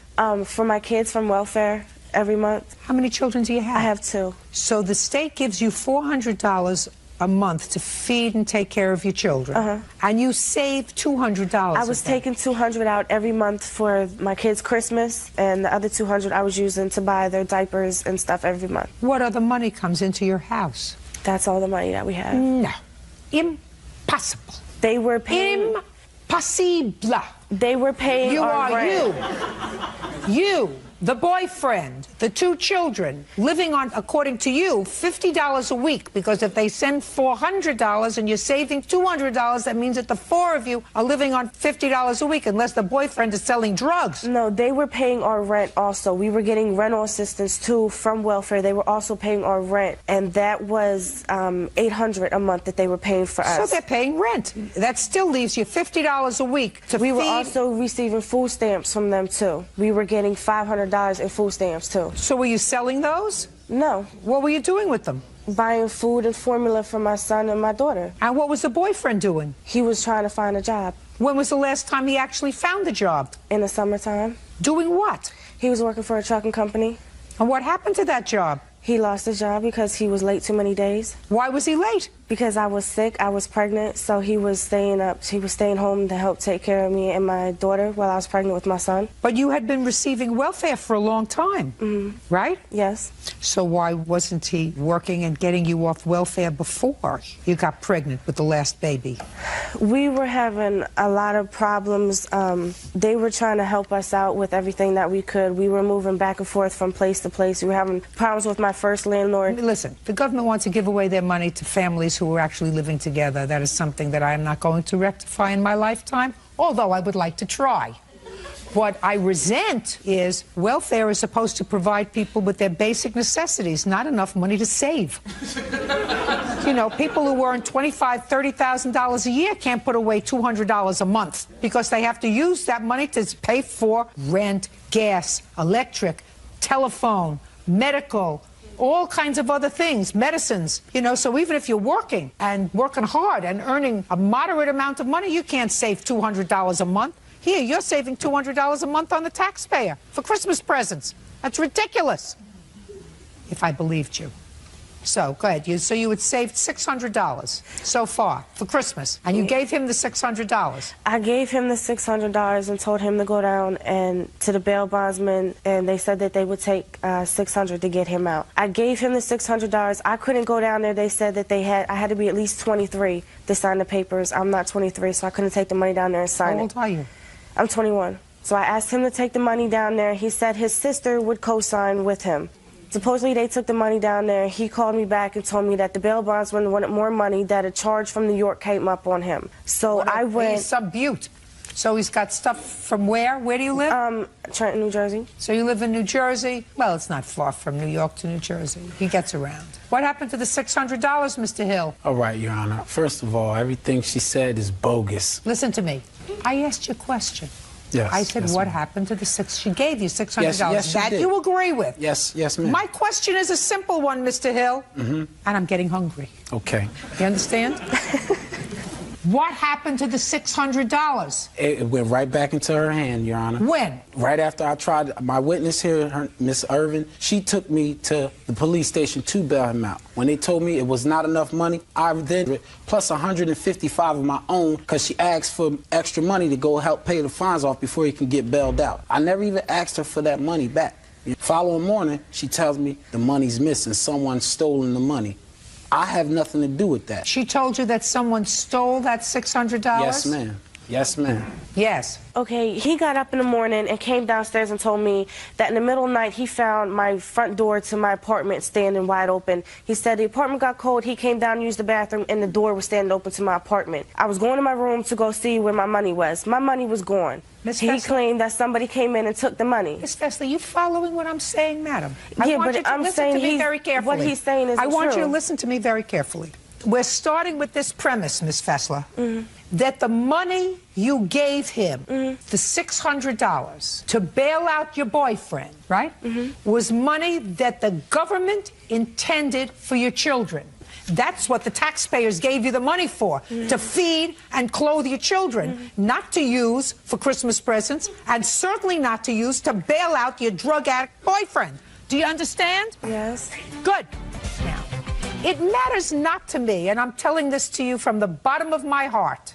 If he stole that money and used it for, I don't know, bought a whole new outfit, had his hair done, I don't know, whatever he did with the money, right? That to me is no worse than what you did, taking the money away from your children to go bail out your boyfriend. What difference does it make to me as a representative of the government? What happened to the misappropriated money? It wasn't meant for your boyfriend. Put your hand down. By giving the money away for bail, you are stealing the money from your children. You can't do that. You get it? Good. So I am totally disinterested with what happened to the $600. Okay. All I know is, as a taxpayer, one thing remains firm. The boyfriend is probably where he belongs, and the $600 was going to get misused, whoever used it, you or him. And I don't care. I got other fish to fry today. What difference does it make to me is whose con it is, his or yours? Now, what other money do you claim he took from you? He took $200 from the Red Cross that they had gave me. My apartment had burnt down on December 4th. We both were given cards from the Red Cross. I had 722. He received 200 and something. I don't know exactly how much. I had asked him to come into the hotel room with me for a minute to watch my kids while I went to go call my mom. I came back in to get my kids. My mom was taking us to New York to go to court with her. For what? She's having a problem with two of my other sisters in New York. Listen to me. Get to the story.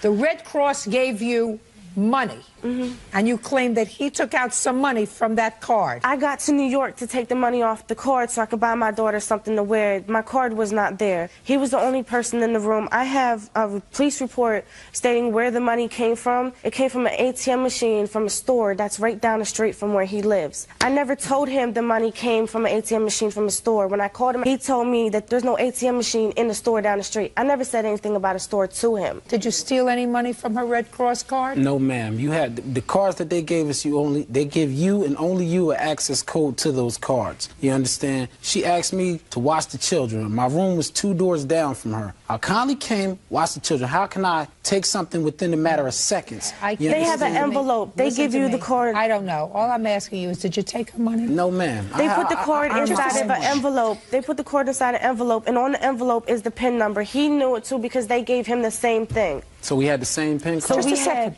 Do you work? Yes. No, Who do he you... doesn't. Shh. I don't want to hear. Who do you work for? I work for National Fidelity. I work. It's like it's a loan off. I'm a junior loan officer. Do you get paid a weekly salary? Yes. How much? I earn $600 a week. Really? Yes. What's the name of your boss? John. Oh, that's his first name. What's his phone number? Excuse me. Excuse me. Phone number. What word didn't you understand? I don't know the phone What's number. your work offhand. phone number? Excuse me. My work phone number. Yeah, that would be another. Like, what word didn't you understand? Your Honor, everything is people stored in deserve my each other. phone. Miss Fessler, your case is dismissed. Listen, when the government wants to give people money, the government intends for the people to use that money for its intended purpose. The fact that your Red Cross, also money that you never earned, the Red Cross, I'm speaking, you lost your house with money that was given to you by the state. But he still took it from me. I don't know whether he did or not. My sister was there with me. He admitted, he told my sister Oh, that different he had story. the money. Come. Your name? Tia Dixon. Where do you live? I live with my boyfriend. And what do you do for a living? Well, I'm going to school right now. What school do you go to? Mercer County Community College. How many credits do you take? I would know that. She just started. I just started. I'll start back next Monday for the second semester. So you're not... Oh, please. All right, you say that this young man admitted he took money from you. He admitted it. When she called him about it, he admitted to her that he took it. How do you know that? Because I was... Don't speak. Because? Because I was sitting there. Sitting where? I was sitting with her. Yes. And he admitted that he took the money and he started cussing her out. What do you mean, you were on the phone? Yeah, on the phone. She had chirped him up and she said that she wanted her money back. He said, first he started cussing her out. He said, stop calling me about this. You call me about this one more time, you and your kids. He said, I got the money, you not getting it back. And before I even heard all of that, she called me and said she was going to finally get her money back. She went down to the bail bondsman to wait for him. I'm not talking about the bail bondsman. You didn't understand what I said about the bail bondsman. I'm talking about the ATM. The ATM card. He went and he took the money off the card. He said that he took it. He admitted it about that he took it. He was on the phone with her and he admitted it. Just a second. He was on the phone again with her at a different time. It was a week ago. This happened a week ago. I called him. Your case is dismissed. I'm not happy with anybody here. Why don't you all spend a little more time trying to do something productive and a little less time figuring out how to scam the system? Goodbye. Betty Shapiro is suing her son, 22-year-old Jason Hartwick, for a loan to buy an '88 Mustang and for a loan to pay restitution. Mr. Shapiro. Yes. This is your son. Yes, it is. Was he a cute baby? Very cute. Did you ever think when he was born, when you were taking care of his colds and when you were cleaning up after him, that you'd ever be suing him? Never.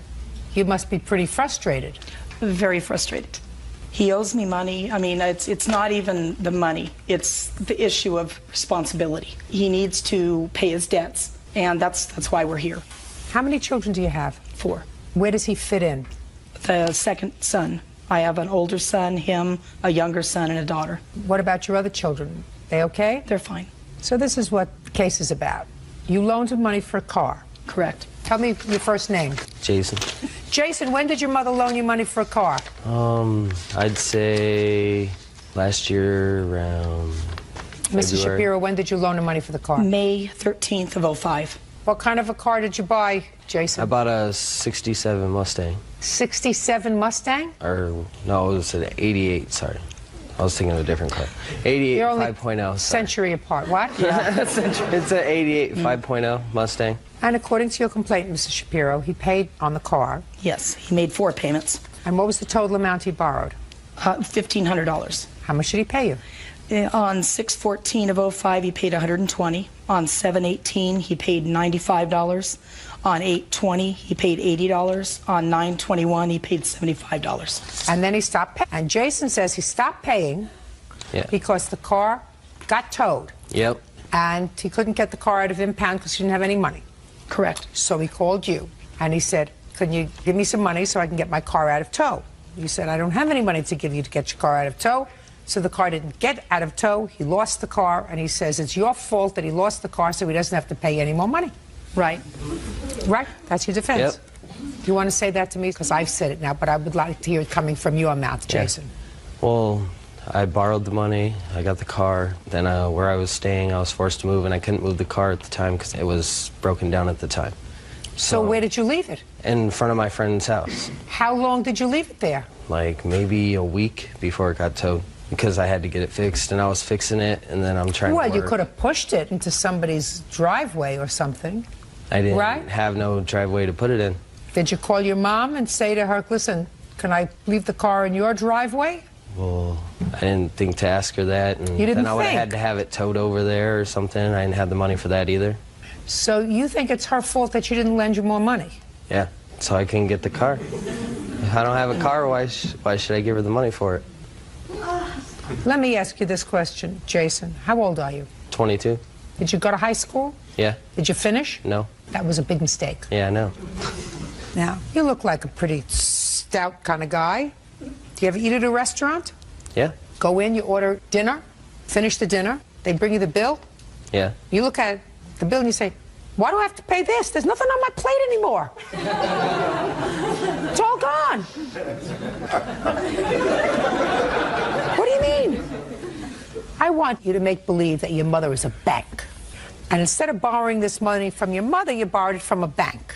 Same scenario.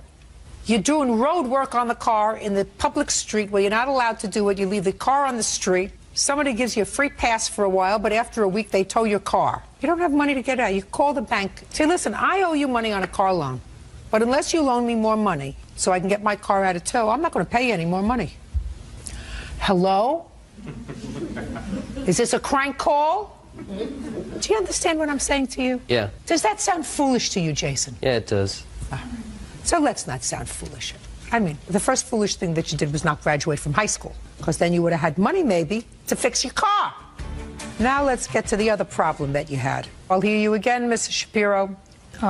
He was accused of stealing at work. Stealing cash? Stealing cash. What kind of place were you working at the time, Jason? It was like a diner, maybe. It was a sandwich shop. And what were you doing? I was cooking. And you were accused of stealing? Yeah. Out of the cash register? I don't know. They never told me where it was from. They just told me money was missing, and they feel that I was doing it. Okay. So he called you? Correct. What did he say when he called you? That he was accused of stealing and that they were going to press charges and put him in jail unless he came up with the money. And you said what? I said, let's go meet with her. With whom? With his boss. Fine. So you sat down with his boss? With his boss in her office. Go ahead. And at that time, she basically told me exactly what had happened, Well, the tell me- amount of money that was taken. When she sat at the meeting with you and your son and accused him of taking this money, what did he say? He had admitted to doing it. And she was willing to How much money are we talking about? $2,715. I didn't say nothing like that. What did you say? I told them that I wasn't admitting nothing. No, don't look down. Look over here. I wasn't going to pay them. I was going to go try and get an attorney, try and fight them and everything. I wasn't taking the rap. I didn't see no proof I did it. I didn't see nothing. Now, just a second. We're not talking about proof. Listen to me very carefully, Jason. You got... Yep. Your mother says that at the meeting with your boss, you admitted taking the money. But if you say to me, I told them that I wasn't taking the rap for this because I didn't do it, then you're telling me, in effect, that your mother is a liar. Is that what you want to tell me? That's what I said. What did you say? I said that... No, don't look down. Over here. I said I didn't say that. You said you didn't say what? I didn't say that I took the money. What did you say?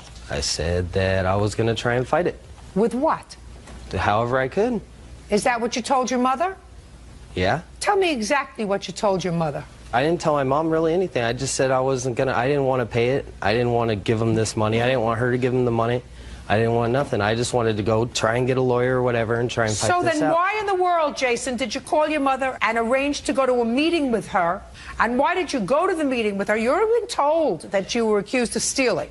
So there was no possible reason for you to call your mother or go to the meeting if what your intention was to say, fine, arrest me, I'm going to get a lawyer, and I'm going to fight these charges. You want to explain that to me? Just figured she knew more than I did about the type of stuff, and she might be able to give me some kind of advice. What they were telling me. Just a second. I can understand, Jason, you calling your mother at home and saying, Mom, I want to come over and talk to you. This is what they're accusing me of, and I didn't do it. I want to get a lawyer, and I want to fight it. What I don't understand, Jason, is why you called your mother and then went to a meeting with your boss, with your mother. I just had her come with me. Why? Why would you go at all? You knew what you were being accused of. I don't know. I just went. 3 out of 4 ain't bad. Did you say to your mother when she wrote out the check or paid them the money? Nothing. I didn't actually see that happen. Well, you knew she did it, right? Yeah, I didn't say nothing to her, though. You didn't say anything? No, I was... Like, thanks, Mom, for bailing me out, or I don't want you to pay this money because I didn't do this. I'd rather we spend the money on a lawyer so I can have a clear name. Didn't say that? No. Did you make an arrangement with your mother to pay her back out of your paychecks? No, I never set that up. Who did? I guess the lady that I was working for did. And how many days did you work after your mother gave them the money? I don't know, maybe 3 or 4. Why did you leave? Because they were harassing me. Who was harassing you? The bosses. They were talking about me in front of me, and I wasn't feeling comfortable about that, so I quit. And where did you go to work? I went to another job. I got a job at Dairy Queen. For how long? About a month. And where'd you go after that? That was just a couple weeks ago. I haven't had a job yet since then. The maximum limit in the small claims court in your jurisdiction is $3,000. Is that why you sued for $3,000? That's what you owe your mother. Who are you living with? My friend. What does your friend do for a living? He works in, like, he makes the glass for the slot machines in the casinos. Do you know that you sound to me like you're lost? Seriously. You sound to me as if you're lost, and unless you get control of your life, sir, it's going to be over before you know it. You can't be an irresponsible baby forever. Comes a time when you have to grow up and take responsibility for what you do and not make everybody else's life miserable. Your mother doesn't owe you anything anymore. Now you're on your own. Leave her alone. Judgment for the plaintiff in the amount of $3,000. That's all. Eugene Tonda says the mother of his children, Amanda Petrie, owes for a loan to move out of his house. Amanda claims Eugene put her out of the home when she was 8.5 months pregnant. Mr. Tonda, you and Miss Petrie have 2 children together. You've never been married. Is that right? Yes, Your Honor. How old are your children? 4 and 2.5, almost 3. And in what state did you live? Minnesota. Where do you live now? I live in Texas. That's where I'm from. Where do you live now? I still reside in Minnesota. Your complaint, Mr. Tonda, alleges a loan to the defendant, which she was paying for several years. And then when she left Minnesota with your children and moved to Texas, she stopped paying the loan. You want her to continue paying the loan. Correct. Ms. Petrie says that she was coerced into signing a paper or agreeing to repay this money. It was never intended to be a loan. And now that she's in Texas, she's not paying you another dime. Let's see. When did you make this loan and what was it for, sir? I originally took out the loan, Your Honor, in March of 2004. It was to get Amanda into an apartment of her own. She was living with me, but we were not together at the time. She had just moved back from North Carolina. where she had relocated to go live with her sister for a while. And she took your child with her? Yes, at the time we had just our son, Gino. Were you happy about her going to live with her sister? No, not at all. Actually, his exact words were, "I don't care." My sister was standing next to me. He wasn't involved. He wasn't paying child support. Well, he must have been together with him at some point if your sister was in the room when he said, "I don't care." I went and told him, and she came with me. Oh. You told him what? That I was thinking of moving to North Carolina, that he and I didn't get along. He was verbally and emotionally abusive, and it wasn't good for me, and it wasn't good for our son. He wasn't paying support at the time, and that I needed a fresh start. And he said? And he said, "I don't care, whatever." Actually, Your Honor, that's not true at all. I was paying support to her directly, and the manner of which she broke this news to me was, we were actually at a bowling alley, and she had got furiated about some silly thing, and then said, "Well, I'm moving to North Carolina," and just picked up and walked away. And it wasn't like a calm, cool, collected. Was it in the bowling alley that you told him this? I did tell him. Fine. Got it. Okay. Then you went to North Carolina. That didn't work out. And he wasn't paying child support. Moved back to Minnesota at what point? I moved back at the end of November of '03. He convinced me to move back. We had found out I was pregnant with our daughter now, and I wasn't going to move back, and he convinced me to move back, that he had made mistakes and he was going to be more involved. And then a week after we moved back, he had decided that living in his house was too much of a family union, and we just argued all the time. And then in March of '04, 3 weeks before I was due with our daughter, he kicked us out. He didn't take the loan out to help me. I wasn't searching for an apartment. I had no job at the time. I was due in 3 weeks. He took it out, didn't discuss it with me, had no idea, and said, "You need to get out of my house." I let him know, "I don't have a job. I'm due in 3 weeks. Where do you expect us to go?" And he said, "Well, I took out a loan." So I didn't know about it. I've never signed anything. Okay, let's go. That, again, not the case. We had discussed it before. We were not together at the time. Yeah, she was living with me. I, at the time, had still originally purchased this house with a friend. So there was a couple roommates there, and it wasn't an environment for, 2 kids. There was, 2 other, mid-20-year-old men living there. So I let her live there as an accommodation until we could find something. So you were living with him in a house with other adult males? They lived in the basement, yes. With other adult males? Yes. Did you share a room with him? Yes. In that house? Yes. Okay, so you're sharing a bedroom? Correct. So far, you're losing my sympathy, Mr. Tunda. Well, it was an unfortunate circumstance. I mean, we had to do what we had to do, and that's why, I didn't kick her out. I brought up a proposition that I felt would be beneficial for both of us to get her into a room before our daughter was born. Why? Who was going to be there to help her? Who was going to be there to help her? That's my question. We had gotten a place, 15, 20 minutes away from my house, so... That's 15 or 20 minutes. She's expecting a baby. She's living in Minnesota. I assume she has no family in Minnesota. She did not have any family, per se, but my family had taken her on as like her own. She had no family in Minnesota. She's due in 3 weeks. Your child. Yep. So it would seem to me you'd want to keep her around at least until she's back up on her feet after the baby is born. This doesn't seem like the appropriate time to find her a new space, Mr. Tunda. Well, I felt it was more appropriate before the baby was born than after. You're wrong. It was selfish and babyish. I disagree. I don't give a rat's tutu whether you agree or disagree, sir. You want me to take a poll as to whether or not most mature adult males would say it was appropriate to find an 8.5-month pregnant woman who's got a 1-year-old a place of her own in a town where she has no family, sir? You want me to take a poll? No. You don't want to. You don't want a poll there, sir. Believe me. I don't think it's necessary. Believe me, you don't want a poll. It was a selfish thing to do. So you took out a loan. You got her an apartment. Correct. Right? Well, you didn't expect her to pay the rent, did you? Well, not How was she right supposed away. to pay the rent? 8.5 months pregnant. Well, not right away, but that's why we took out the loan when she started working. Let's see when. When she started working. Well, when did you think she was going to start working? I would assume roughly 6 to 8 weeks after her daughter was born. Right. And just a second. And what was she supposed to do with a 6-week-old baby and a 1-year-old baby? What was she supposed to do with those? Well, it's not like she was just on her own. I mean, obviously, I was an active parent involved in paying support, so she had the support that I was paying her. Just a second. That's not being an active parent. I don't understand what's not being an active parent. Giving money is not an active parent. No, that was to help the situation. It wasn't. I'm not defining being an active parent by taking out a loan. Well, what did you do when she got this apartment by herself? Did you go over there every day? I was over there quite a bit, actually. That's not my question. Did you go over there every day to take care of your son? Well, I wouldn't say every day. Well, what did you expect her to do with the baby and a new baby when you weren't there? What did you expect her to do? Your Honor, it's a circumstance where unfortunately we weren't together and it didn't work out, but I felt I did what I could to help her out, and my family. So then what are you doing here?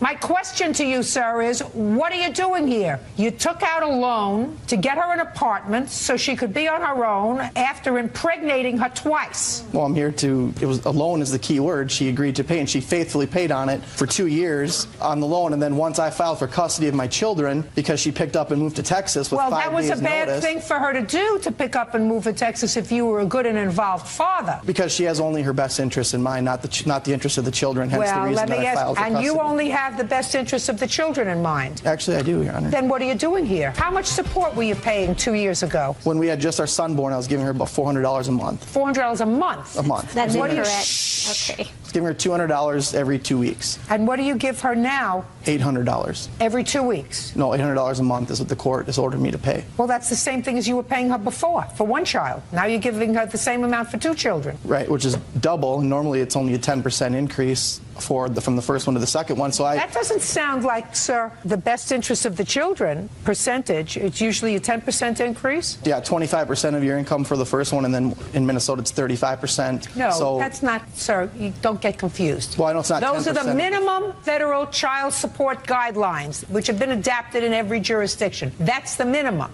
Do you work? Yes, ma'am, and I'm in school. Who takes care of the children? They go to Child Builders Christian School. It's a private preschool. And who pays for it? I do. How much do you pay for daycare? $650 a month. Okay, so she pays $650 a month. And how much of the daycare do you pay, Mr. Tanda? I believe a portion of the total support goes to that. Nothing specific. That's not what I asked you. Well, I don't pay anything directly to the... Right. So if we take away what you pay, which is $800 a month, from the $650 that she pays just to keep the children so that she can work, we have a grand total of $150 a month. I'm speaking. I'm speaking. We're going to divide that by 2 equals $75 a month for each child. And that we're going to divide by 30 equals $2.50 a day is what you pay for each of your children in child support. May I speak now, Your Honor? Sure. Okay. I don't know her exact financial situation, but obviously I want to be involved to the point where I'm filing for custody of my children. And the fact is that she must not be hurting too bad, because she's obviously able to afford a lawyer to fly up to Minnesota to try to fight from keeping me from having the opportunity to have my kids reside in the state where I live. Mr. Tanda, I want you to listen very carefully, sir. I have tremendous sympathy for non-custodial parents who don't see their children. And I have usually very little sympathy for custodial parents who pick up and move away and make it difficult for the non-custodial parents to see their children.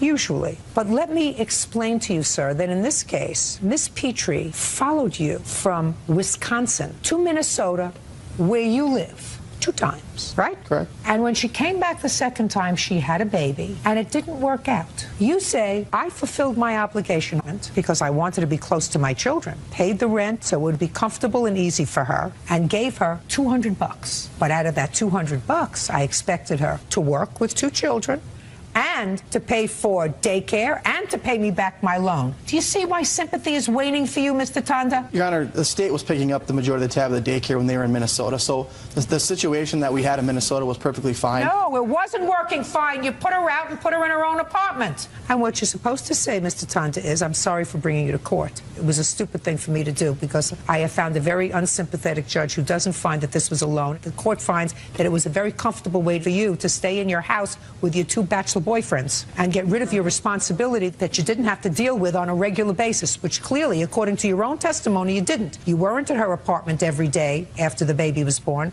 taking care of your son, taking care of your daughter. Well, maybe 6 out of 7 days. I don't, you know. Yeah, baloney. Coming over and spending an hour is not being there to do the job of a parent, sir. Than an hour. And I'm not saying that she was smart to have a second child with you. No. 1 mistake I can understand. 2 is dumb.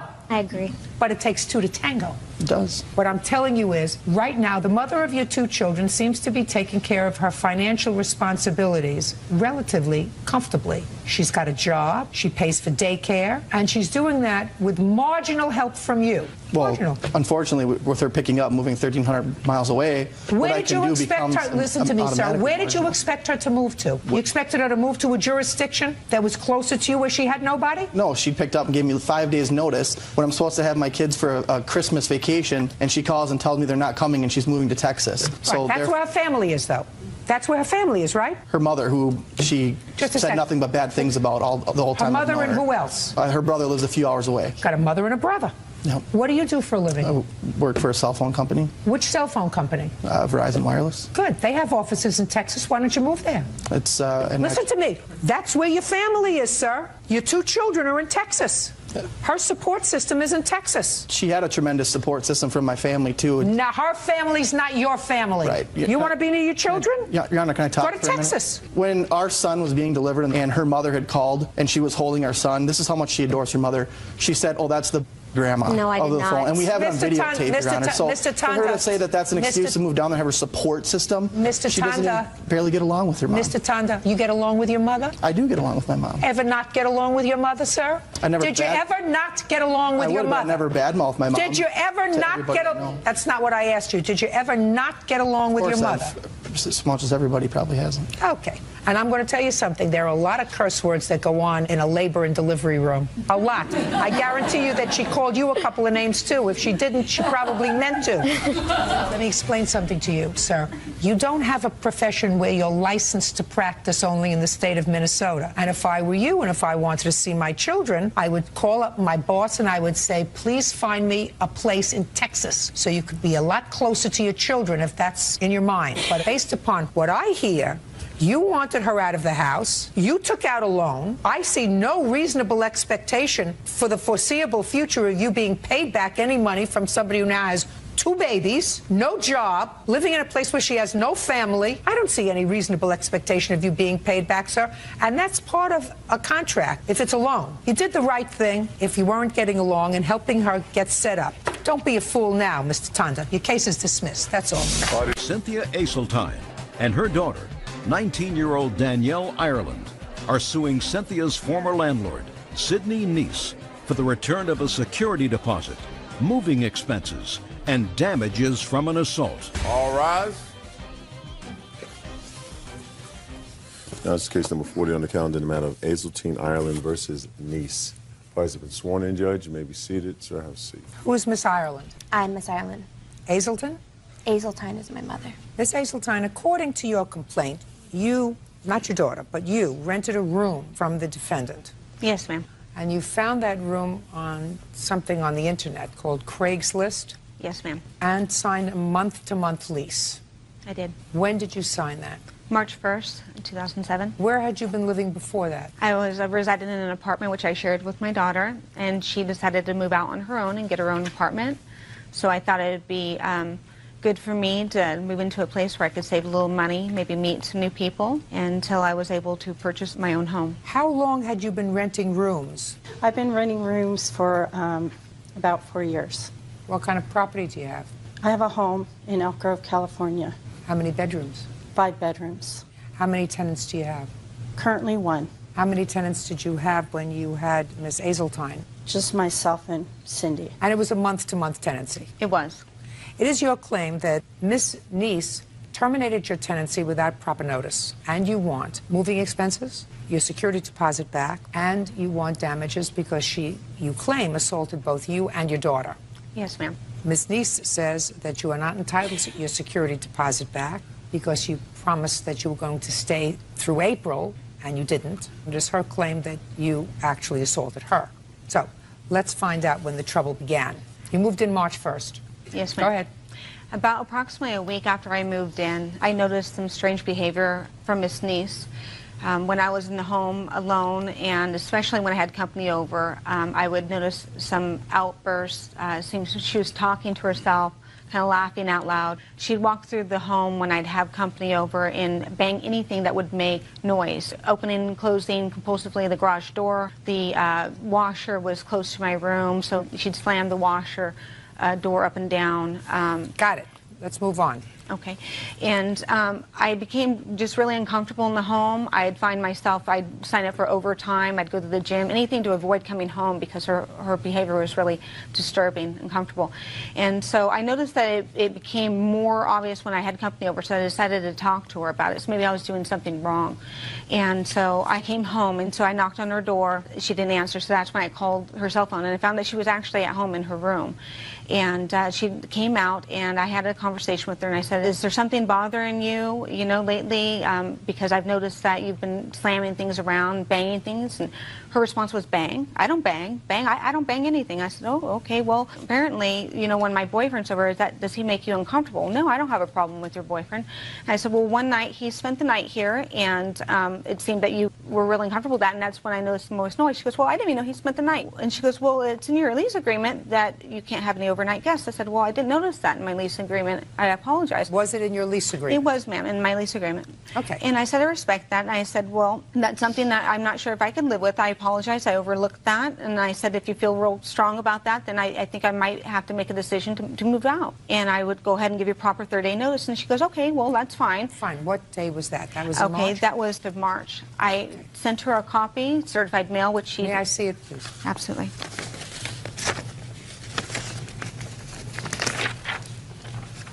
That was sent regular mail as well as certified mail, which I have a receipt there. Ms. Neese never picked up the certified copy.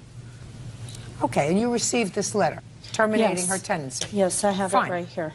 Good. So what happened? Okay, What was so next? things were a little still uncomfortable in the house, so I decided to avoid her as much as possible. About a week after giving that notice to her, I came home and found that she was interviewing another tenant, which I gave her the privacy. I had went and cleaned up and got ready to go back out again. I haven't She even then, met you. you have a turn. Right now, plaintiff is talking. Okay. Go ahead.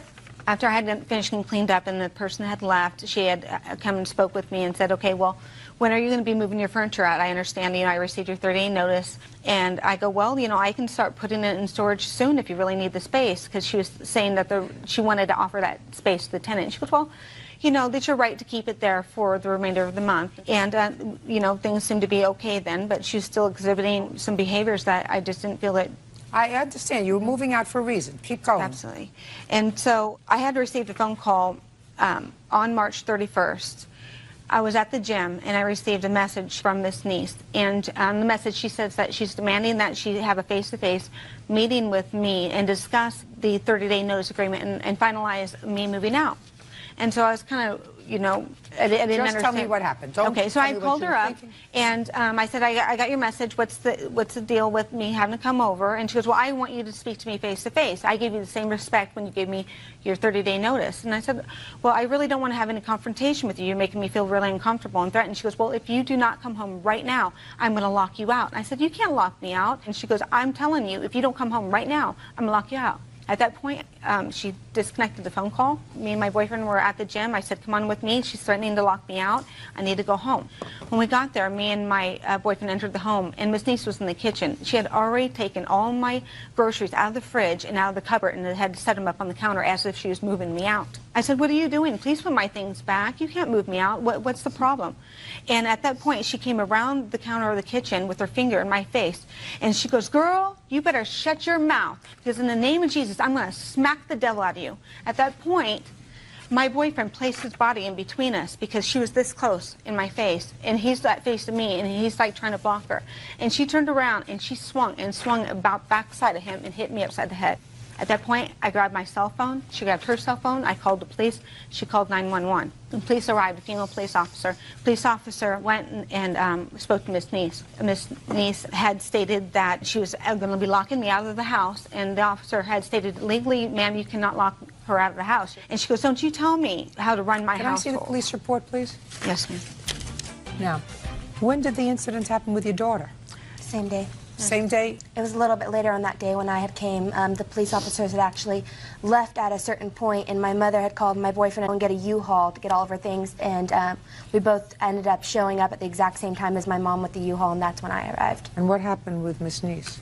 Well, we came into the house, and she was in her bedroom, had shut the door, and was in her bedroom, like the police officer told her to stay in the room. I went into this little front area that was right next to her bedroom door and started to grab furniture. And I grabbed this big glass top that was to one of my mom's coffee tables, and I started going out. And then Miss Neese came out of her room and was really mad and angry, and was directing a lot of anger at myself and at Ryan, saying that he didn't have any right to be in the house, and that was saying something about how we couldn't go through the garage door. She was telling us us we had to go through the front door for some reason, and I was standing on my way to the garage door. She was really like livid and saying that we couldn't be in her house, that we had no right to be in there, and then she comes up behind me and grabs me by the back of my neck and like kind of pushes me and then kind of hits me. And then Miss Niece turned around to my mom and starts getting in her face, and she's throwing her hands wildly and stuff, and then she goes to make a fist like she was going to strike my mom, and I grabbed her arm and I put it down and I said, "Don't touch my mom." And then it just turned into a scuffle where she was just being really wild. Okay, Miss Niece, I would like you first to tell me your version of the events of the 31st of March. Okay, Saturday, March 31st, I initiated a call to Cindy to finalize things in the matter. She had sent me a letter March 20th indicating that she was going to move out at the end of April. And so I wanted to finalize things as far as obtaining the rent for April. She already told you that she was going to give you the rent April 3rd in the letter. Right. In my lease, it indicates, in the initial agreement that we signed, it indicates that if any rent is not paid time or in full, that they will forfeit the security. That's in item number 2 in our lease. What difference does that make? She already said, "I'll pay you your rent on April 3rd. It's in her letter that she sent to you. Because I just like to do things decently and in order, so... This is decently and in order. You called her on her cell phone. Yeah, I called her on Saturday and I asked, because she had initiated an appointment in mid-March. She wanted to see if her boyfriend could stay overnight, and she knocked on my door. Actually, I was napping, and she knocked on my door until... Shh, don't interrupt her.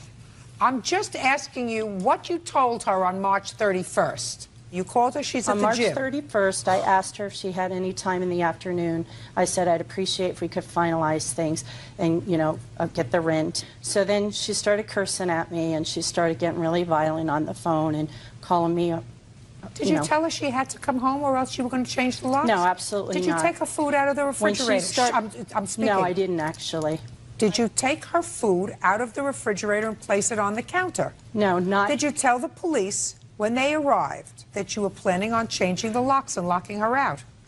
When she started cursing at me on the phone, because she, by the way, she's been pretty violent before, so when she came home from the gym, she came home and she kicked me, which I have a photo of the bruise on my leg from when she kicked me then.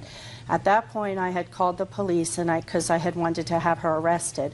So when they came over, they kind of separated us, got both versions of what had happened. And so I didn't have her arrested at that point. The police found you very agitated, Miss Niece.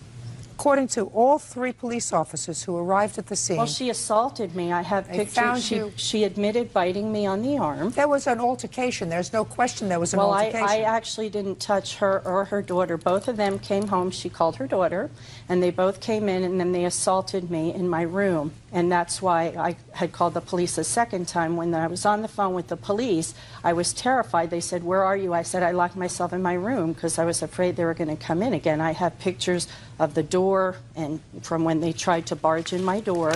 All the bruises, they hit me. What do you do for a living, Miss Niece? I'm an insurance broker. For a company? For myself. I have my own agency. And I'm going to school for court reporting. So you operate out of your home or out of an office? I'm usually on the road, but my office is out of my home, yes. So you don't have an office other than at your home? Correct. And how long have you been doing that? 5 years. Make a living at that?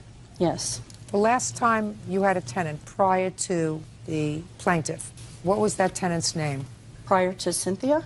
She was the first tenant in that home. So you'd never had a tenant? Not in this home. When I was in the Bay Area, I've had tenants. She was the first tenant in this home. Judge, I have some information regarding the tenants in the Bay Area. Cynthia Aseltine and daughter Danielle Ireland are accusing Cynthia's former landlord, Sidney Niece, of 2 assaults. Now, you wanted to say something? Yes, San Mateo County Courts, there's 3 claims regarding Miss Niece in regards to tenant-landlord. 2 times she was a defendant, and 1 she was a plaintiff regarding the same situation, withholding deposits and so forth. Actually, I didn't print it out, but if you go to San Mateo County Courts, it is public record. You had 3 landlord and tenant actions while you were there? 1 as a plaintiff and 1 as a defendant? I'm not sure what she's referring to, but it was just probably a lack of, my income. But with regard to this... I'm not talking about... I'm asking you whether you had 3 previous landlord and tenant actions. I think there was 1, and it was just because I was having problems, with cash flow, but they have since been paid back. One was that she put a stop pay on a deposit as a tenant herself. That sound familiar? I'm not sure what she's referring to, but I would appreciate if we could talk about this case today and why, I don't believe that I owe her the security deposit. You absolutely owe her the security deposit. There's no question that you owe her the security deposit. You Okay. told her to leave. I've read the police report. You said you wanted her out that day. She left.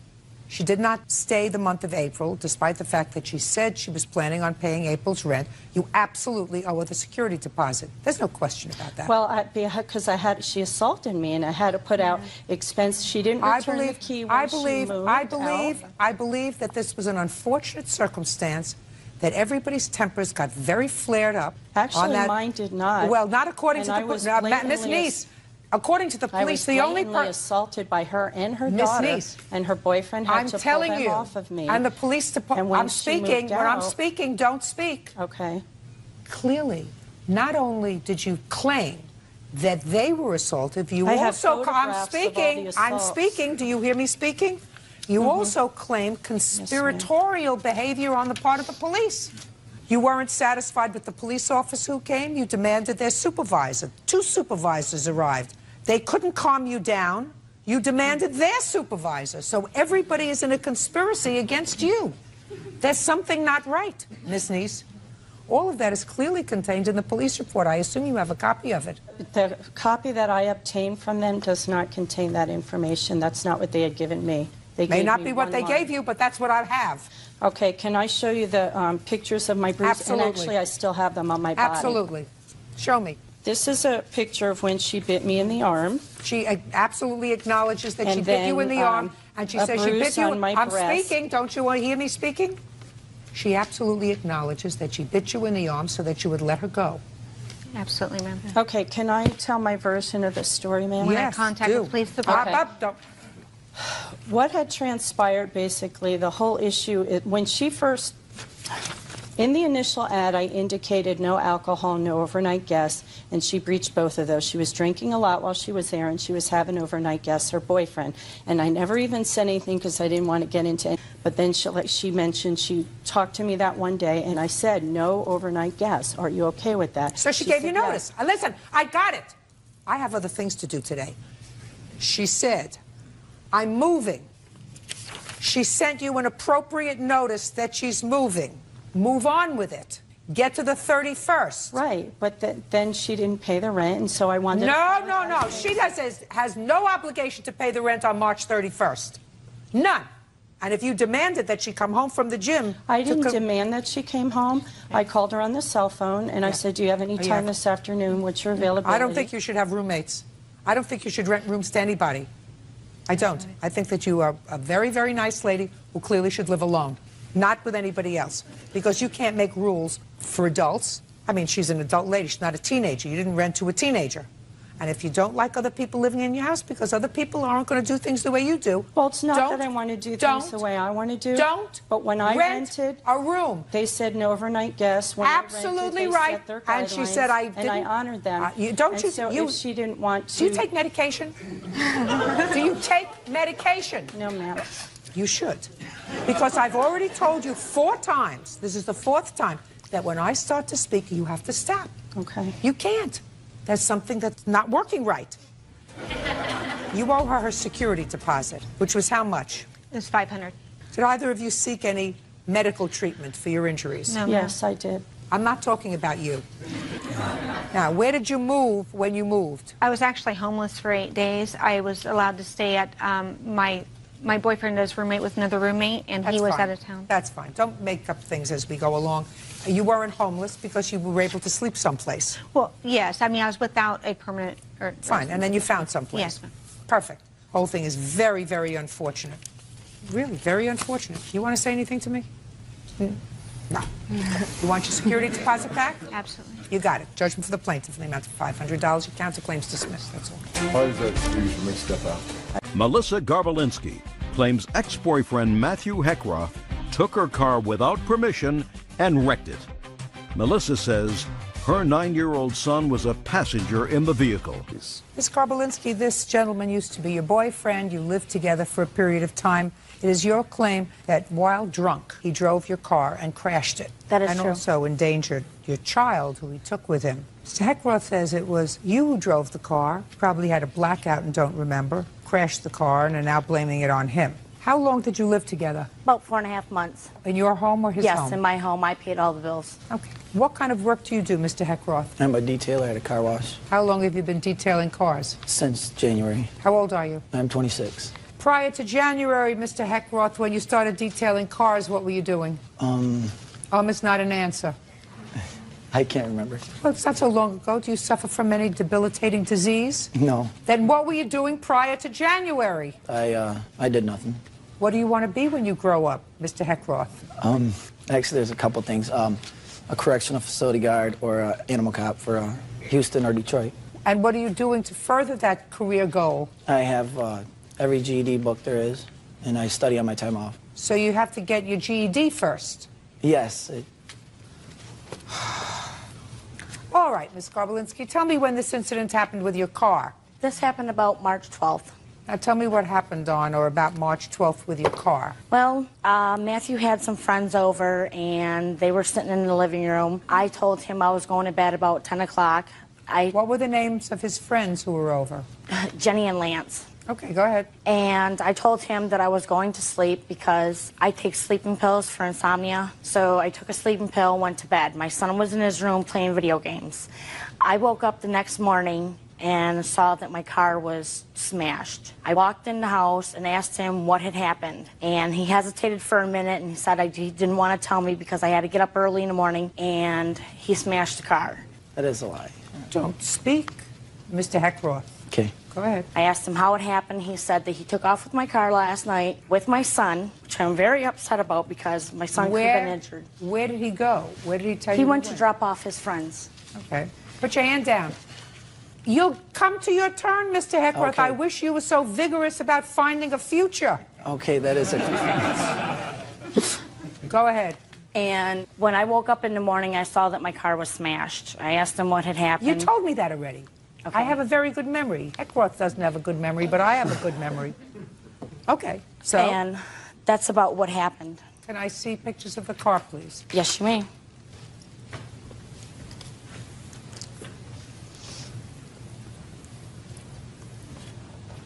Mr. Heckroth, what are the last names of these two people, Jenny and Lance? The last name of Lance is Quintel. He's my cousin. And Jenny? And Jenny is her friend, so that's a lie, Your Honor.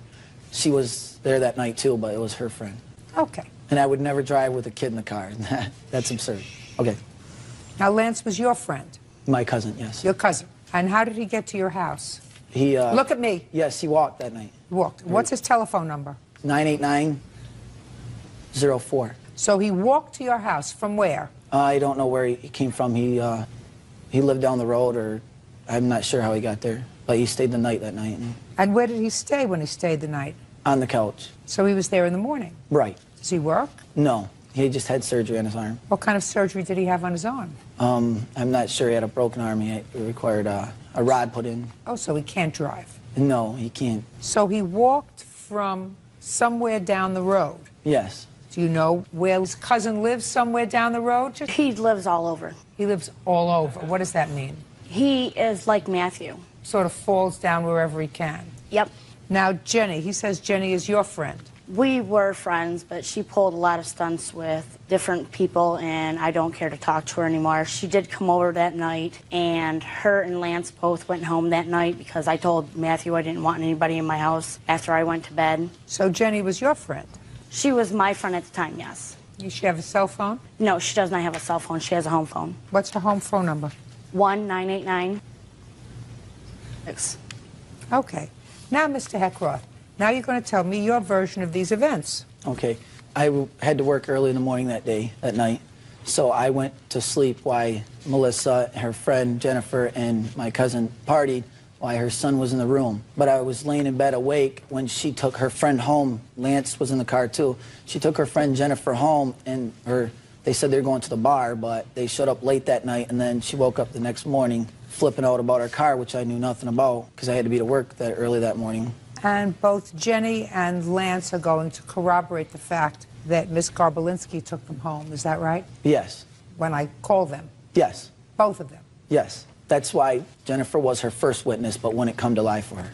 Why didn't she come to testify for you? Because I wanted to come by myself. Why? Because my first witness couldn't come because of surgery, so I just came by myself. Why couldn't he come because of surgery? He has a big rod on his arm and probably just don't feel like it. Didn't feel like coming. But you asked him to come. Yes. And you asked Jenny to come. No. Why not? I don't know. I didn't need Jennifer to come because she took Jennifer home in the car, so I don't know. All right, let's go find out. Okay.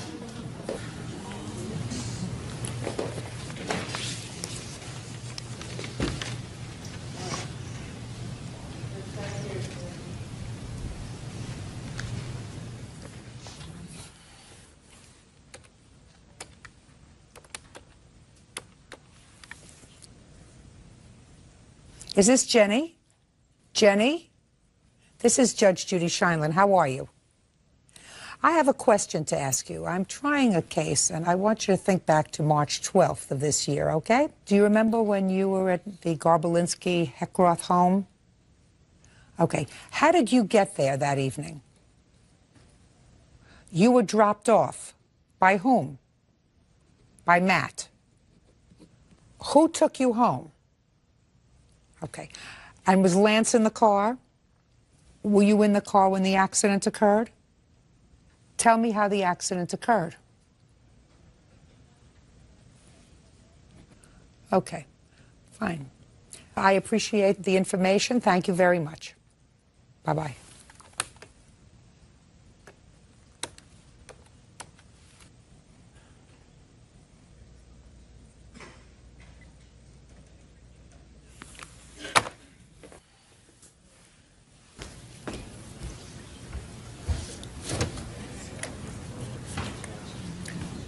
You gave me a wrong number, sir. Lance's number. Repeat it again. 989-204. Wrong number.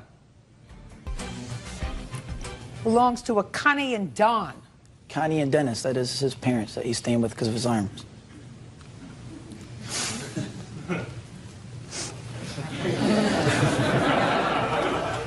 Jenny doesn't seem to remember her in the car at all, sir. Jenny only remembers you in the car. And Jenny can tell me exactly what happened with that accident. Exactly what happened with that accident. I was not in the car. There was no accident. If there was an accident, there would be a report or... Not if you were drunk. And not if you were in an accident with a truck. And according to Jenny, the truck driver said no big deal for the truck, and you were just as happy just to drive away because as far as you were concerned, she was driving. Ugh. How old are you? I am 28, going to be 29 in June. A, he's too young for you. B, he's too stupid for you. C, you've already clearly made one mistake because you have a 9-year-old child, so that was a relationship that was a mistake, right? Yes. You're going to pick somebody else to live with, pick somebody who has a future, who has a life, somebody that can help who's me mature, who's not a baby, and who most of all is not a liar. Now, can I see the estimates on the car, please? There's two different ones there, Your Honor. Can I say something, please, Your Honor? Yes. The pictures are from when she crashed her car. They're not even the right date of the accident. Oh, well, why don't you tell me what the right date of the accident is? I have no idea. Because I Judgment wasn't for the driving. plaintiff for the amount of $2,108. That's all. Step out. Please excuse you, Miss Step out. Elizabeth Rivera says her ex-boyfriend's girlfriend, Athena Hernandez, bit off the tip of her pinky finger during a fight. Athena is countersuing, claiming Elizabeth vandalized her truck. Miss Rivera, the defendant is your ex-husband's current girlfriend. Correct. And according to your complaint, outside of school, an incident occurred where she attacked and assaulted you. You want to be compensated for that injury. It resulted in severe damage to a finger. Ms. Hernandez says you initiated this altercation by damaging her car. Fight ensued. You may have gotten the worst of the fight, but you started it.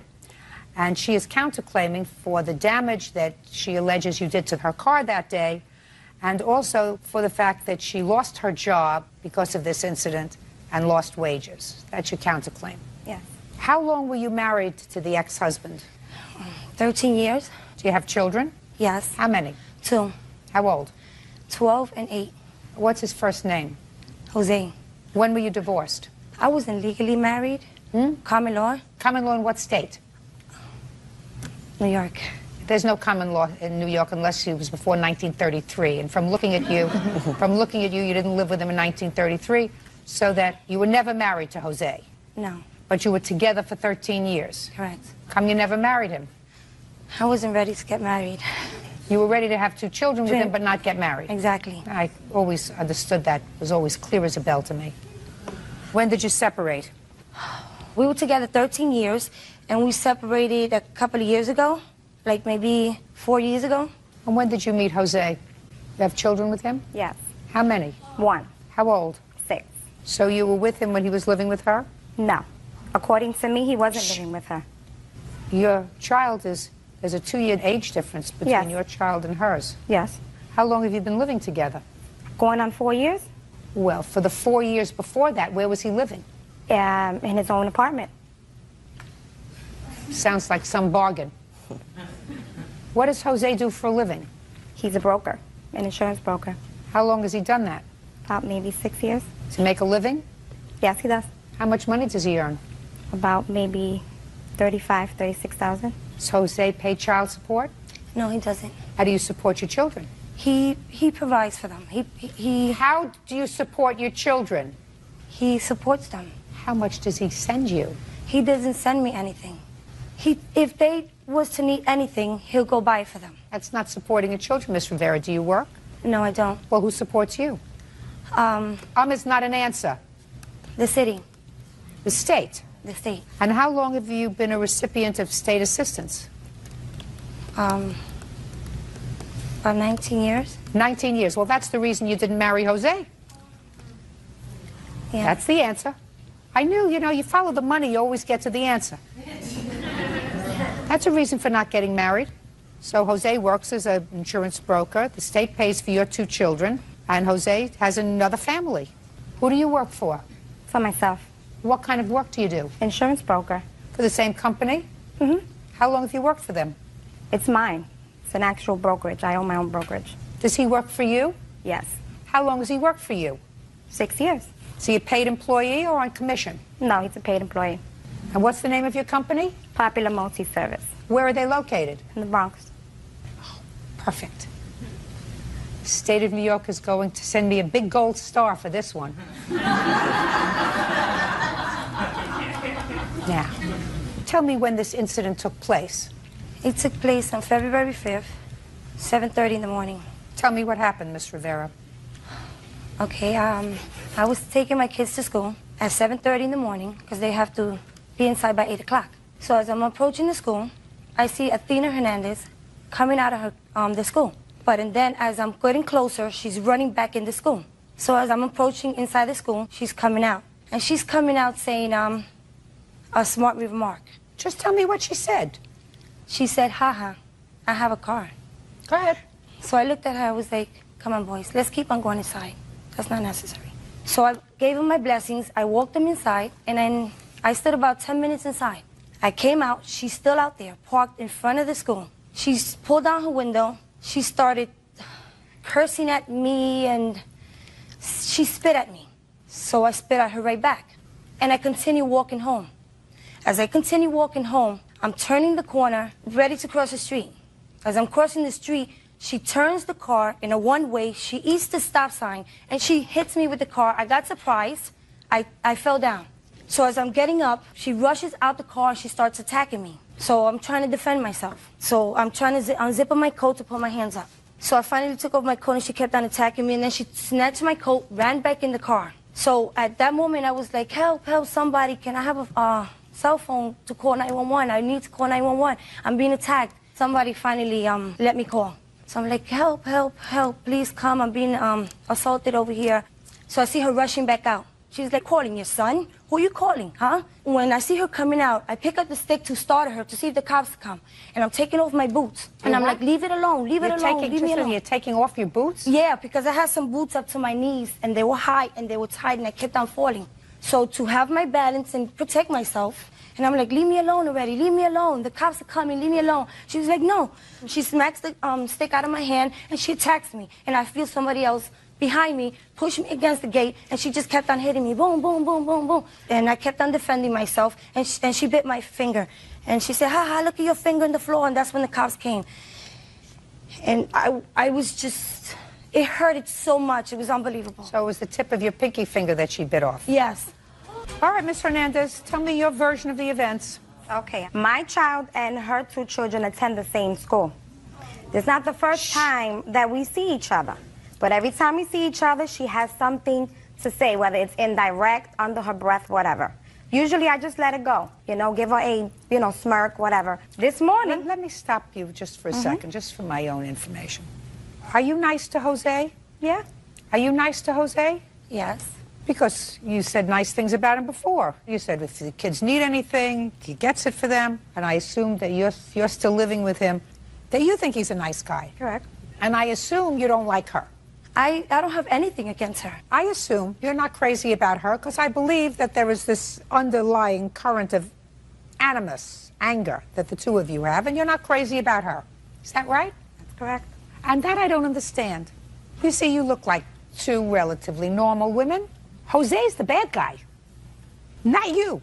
He was 2-timing you. He was 2-timing you. There's no question in my mind. So you all make up with Jose and fight with each other.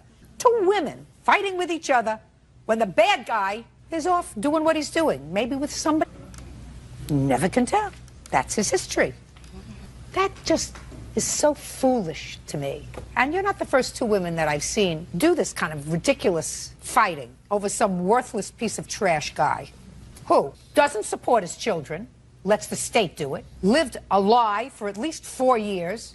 Why do you look puzzled, madam? Because according to what I know, the state supports her. State supports the children unless he provides support through the court. The state supports her children. That's why she didn't marry him, or that's why he didn't marry her.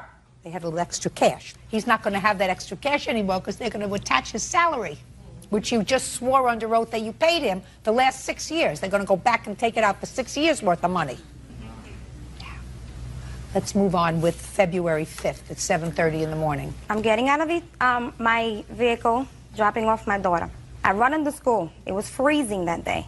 As I'm leaving the school, she's entering the school with her 2 children. She tells her oldest son, I'm just effing showing off. I look at her, I said, you know what, why don't you just take your kids into school and shut up? I don't have effing time for this. I'm going towards my truck. Nice talk in front of the children. I go towards my truck. Both of you, as a matter of fact. Because I absolutely believe that that happened. First of all, okay.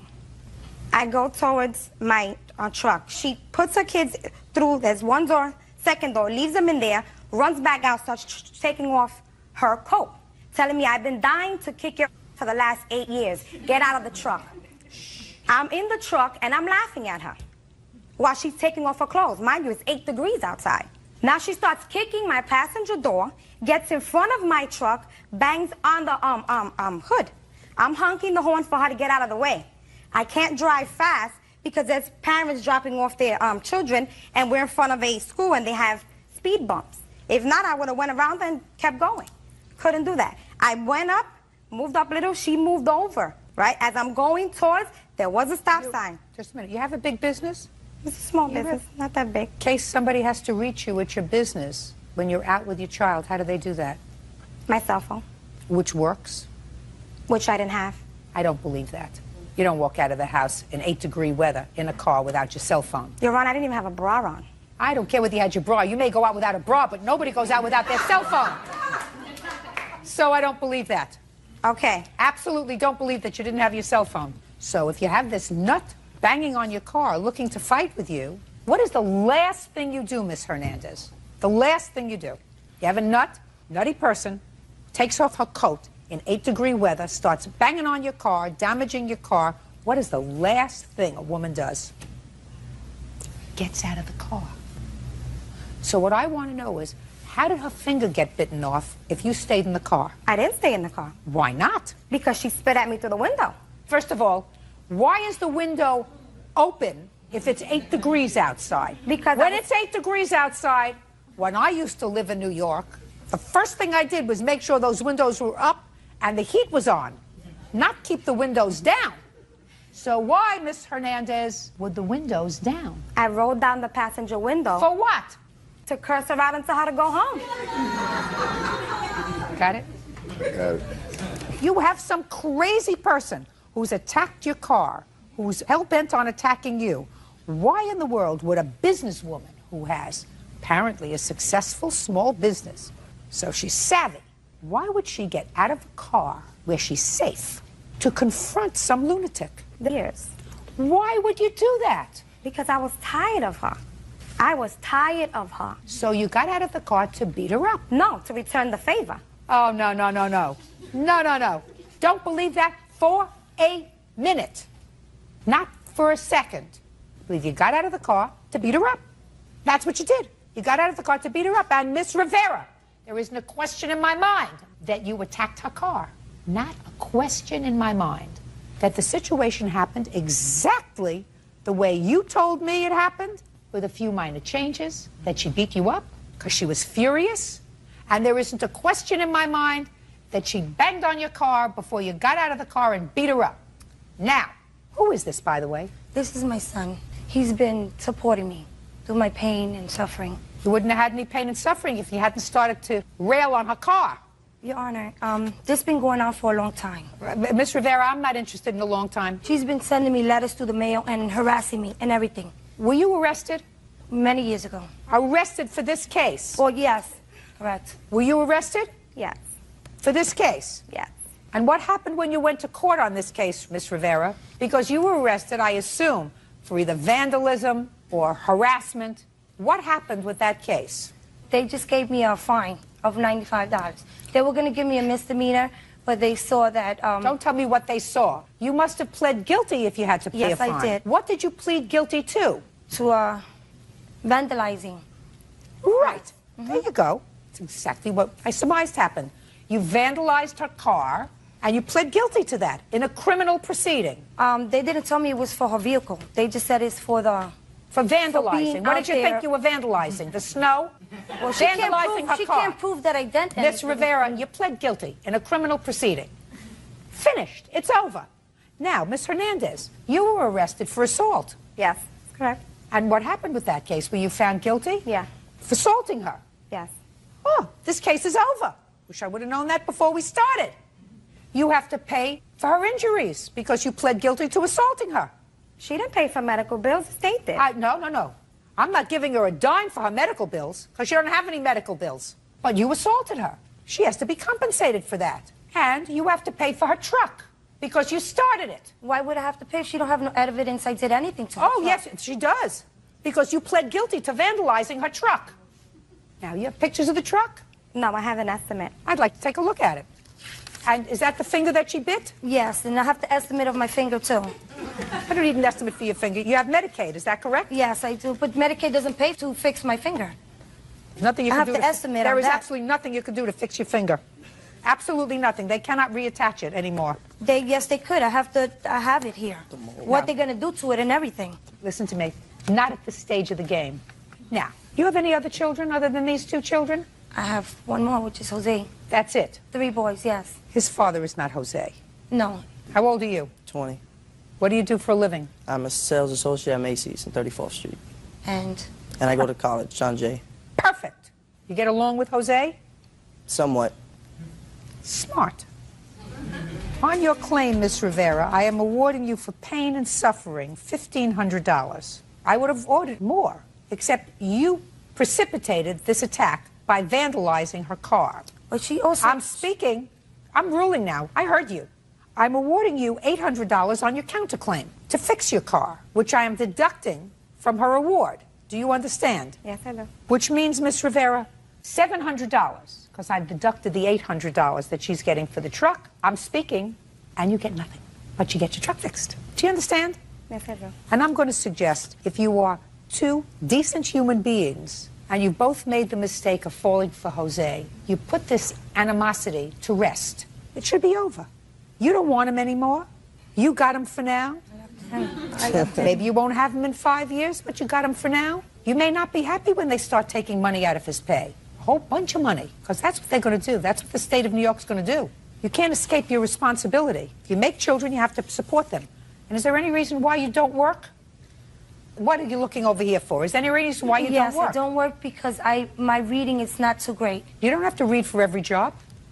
If you can find me one, I'm willing to work. It's not my job to look for a job for you, madam. No one wants You've to been read on welfare 19 years. It's time to move on. There are lots of jobs that you can do where you don't have to be able to read War and Peace. That's all. Step out. 21-year-old Kristen Capizzola is suing her former roommate, 22-year-old Joshua Courier, for rent, a broken computer, and the cost of pay-per-view adult movies. You know, I decided that we could save the judicial system a whole bunch of money and just have much smaller apartments that were cheaper, that people could have themselves so they don't have to have roommates. And we would be able to save as a community fortunes of money because we wouldn't have all these cases. Then I would, however, be out of a job, and my children would be very unhappy. Ms. Capizzola, the defendant used to be your roommate. You claim he owes you some money. He owes you money for rent and utility bills, and he damaged your computer, and he downloaded porn on your computer, and it was very messy. Mr. Courier says, I'm cute. Aside from saying I'm cute, he says, well, he sort of ran into some difficulty, and he's going to explain it all to me. This is the girlfriend? That's a friend. This is the girlfriend that downloaded the porn on the computer. Nah. What do you do, Mr. Courier? I sell phones. Cell phones for whom? T-Mobile. How long have you been working for them? Like 2 months. How much do you make at T-Mobile? It's hourly, like $8 or $9 an hour. You take home a paycheck every couple of weeks. How much is your paycheck? Roughly $8.50. And who do you live with? I live by myself. What is this? I mean, is that a question or is that a statement? I live by myself. And how much rent do you pay? It's $6.50. You have a car? No. Have any other big expenses? No. Great. So you would say you're on your feet financially? Yes. Great. That's really good. Because one of the things that Ms. Capizzola says is that you told her you would pay her back for covering your rent when you got on your feet. Yes.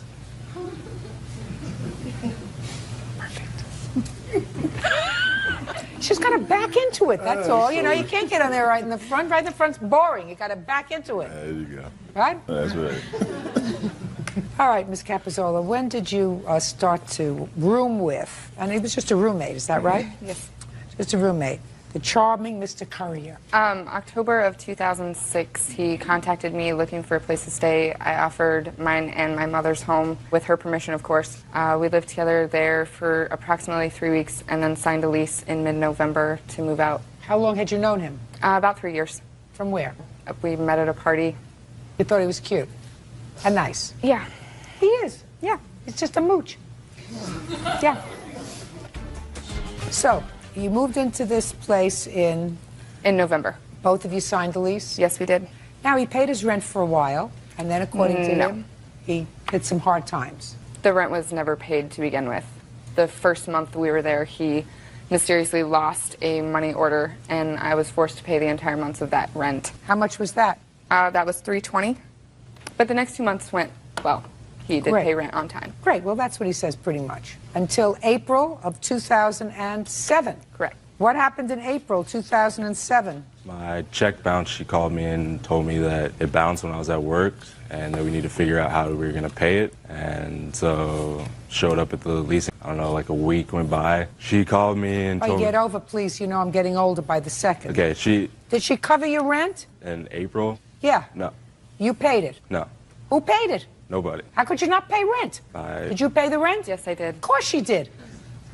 You mean the landlord says you're such a nice guy, I'm going to let you just breeze over? No. How much rent did you cover for him in April? For March and April, I covered $960. Total, I covered $1,600 and six. Now, according to you, you don't really deny this. In your answer, you said, I always paid my rent until April when I was having money issues. Kristen told me not to worry. She told me just to get back on my feet. Yes. Well, you're back on your feet, right?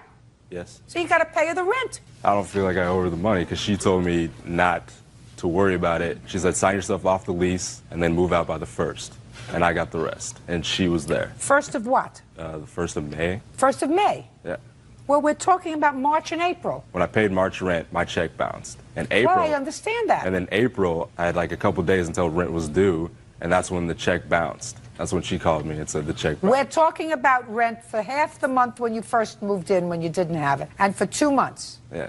March and April, and you moved out in May. Is that right? Yes. That's all I'm talking about. Do you have proof that you paid that rent? No. And are you back on your feet? Yes. Perfect. Cute, but no cigar. What else do you want from him? I would like half of the Comcast bill that I paid for 5 months. The agreement was we wanted cable, we wanted internet, we wanted a phone, so... You should have turned it off.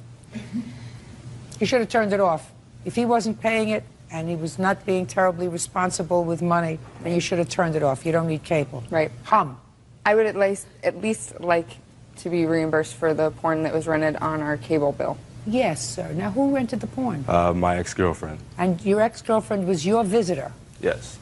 And did she watch this all by herself? Yes, I had no recollection that she was watching it. Well, how do you know it was her? She told me. But she told me she paid it, so I didn't. How much was the porn? $81.90. $1,681. Your guest? Your worries. What else? My computer that is no longer in commission. I had to purchase a new computer. My computer is basically totaled. My mom was there when it happened. Well, what happened? Him and one of his friends were downloading music, and the blue screen of death came on, and the computer never worked again. Your permission to do that? He had my permission to be on the computer, yes. But I had no idea that viruses were being downloaded. And the second it happened, he told me, and he's like, I'll help you pay for half of it. What happened, sir? Actually, the night, I guess it crashed, I wasn't even there. I came home, like, afterwards, and her mom and my friend was there, and they were watching TV. And they said the computer did not work. And I said, okay, what happened? And they said it just crashed. And I said, okay. And then she was, like, blaming my friend. And then I was like, you know, that's not right. She downloaded music on it, too, so it doesn't matter. And that's why I was only suing for half. Did you? Yes. Forget it. All right, you owe for the rent, and you owe for your girlfriend's porn. Judgment for the plaintiff in the amount of $1,681. Thank you.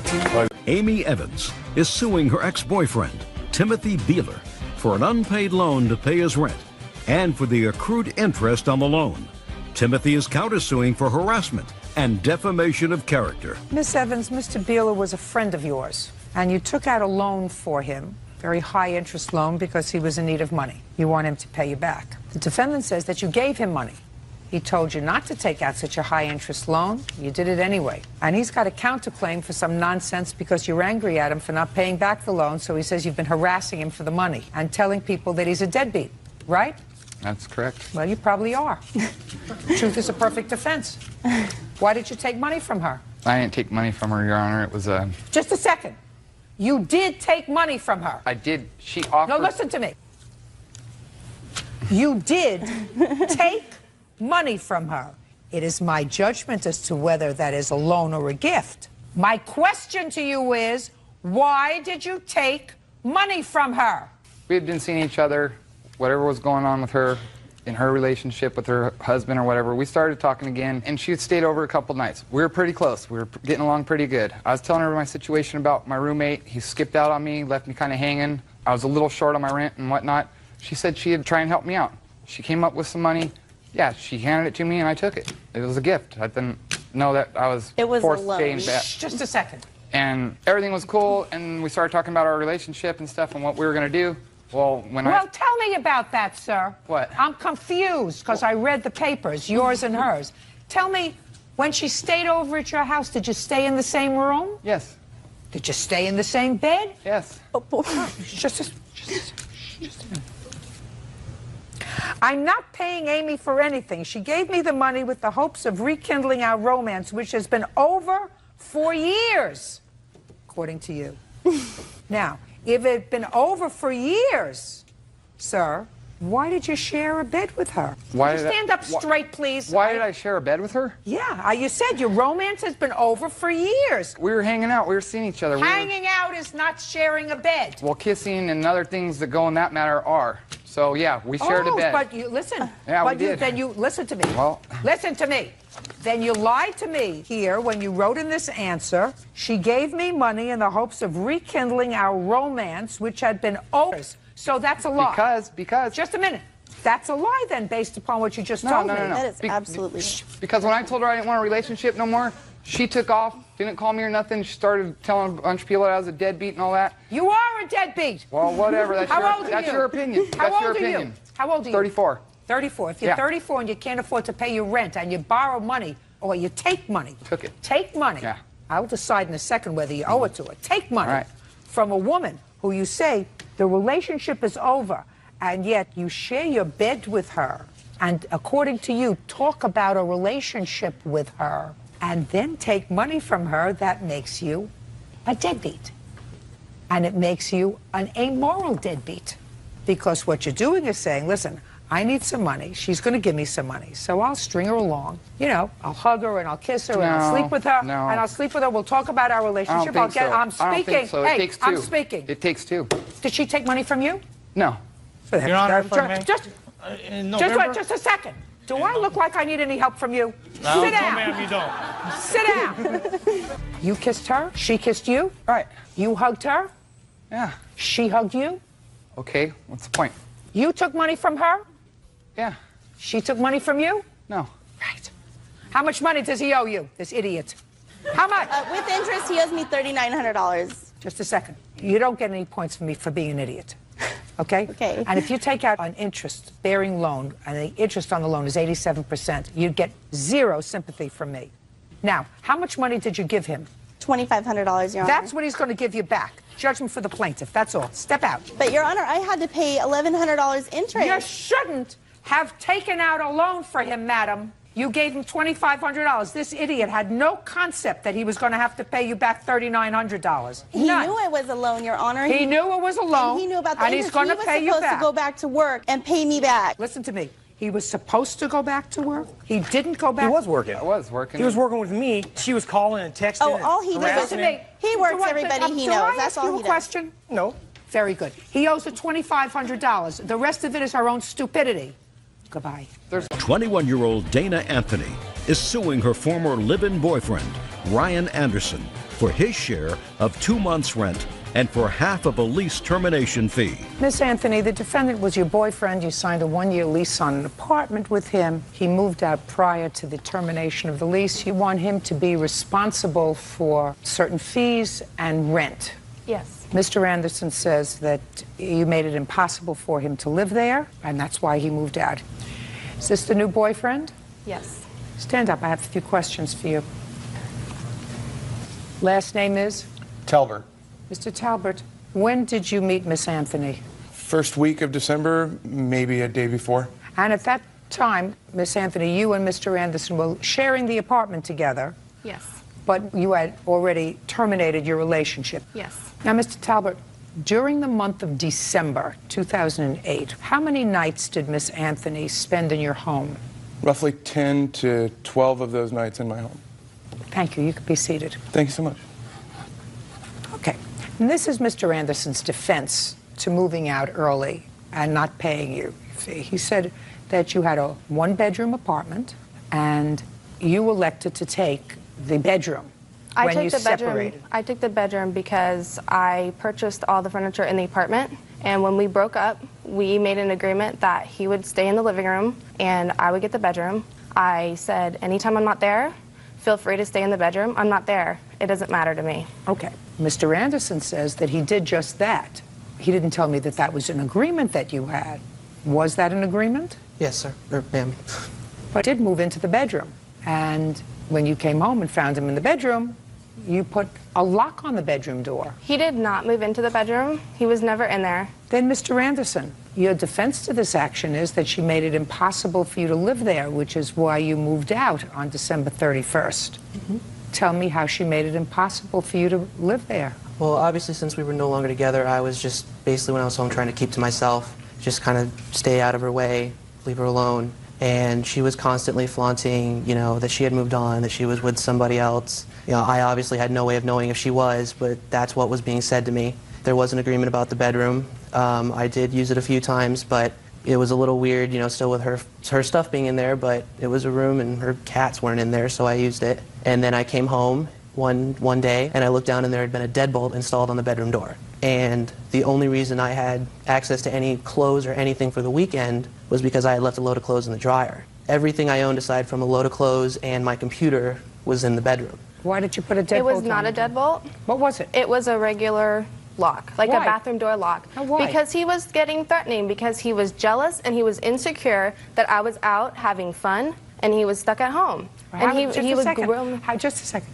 Miss Anthony, how did it make any difference if you put a plain old lock on the bedroom door?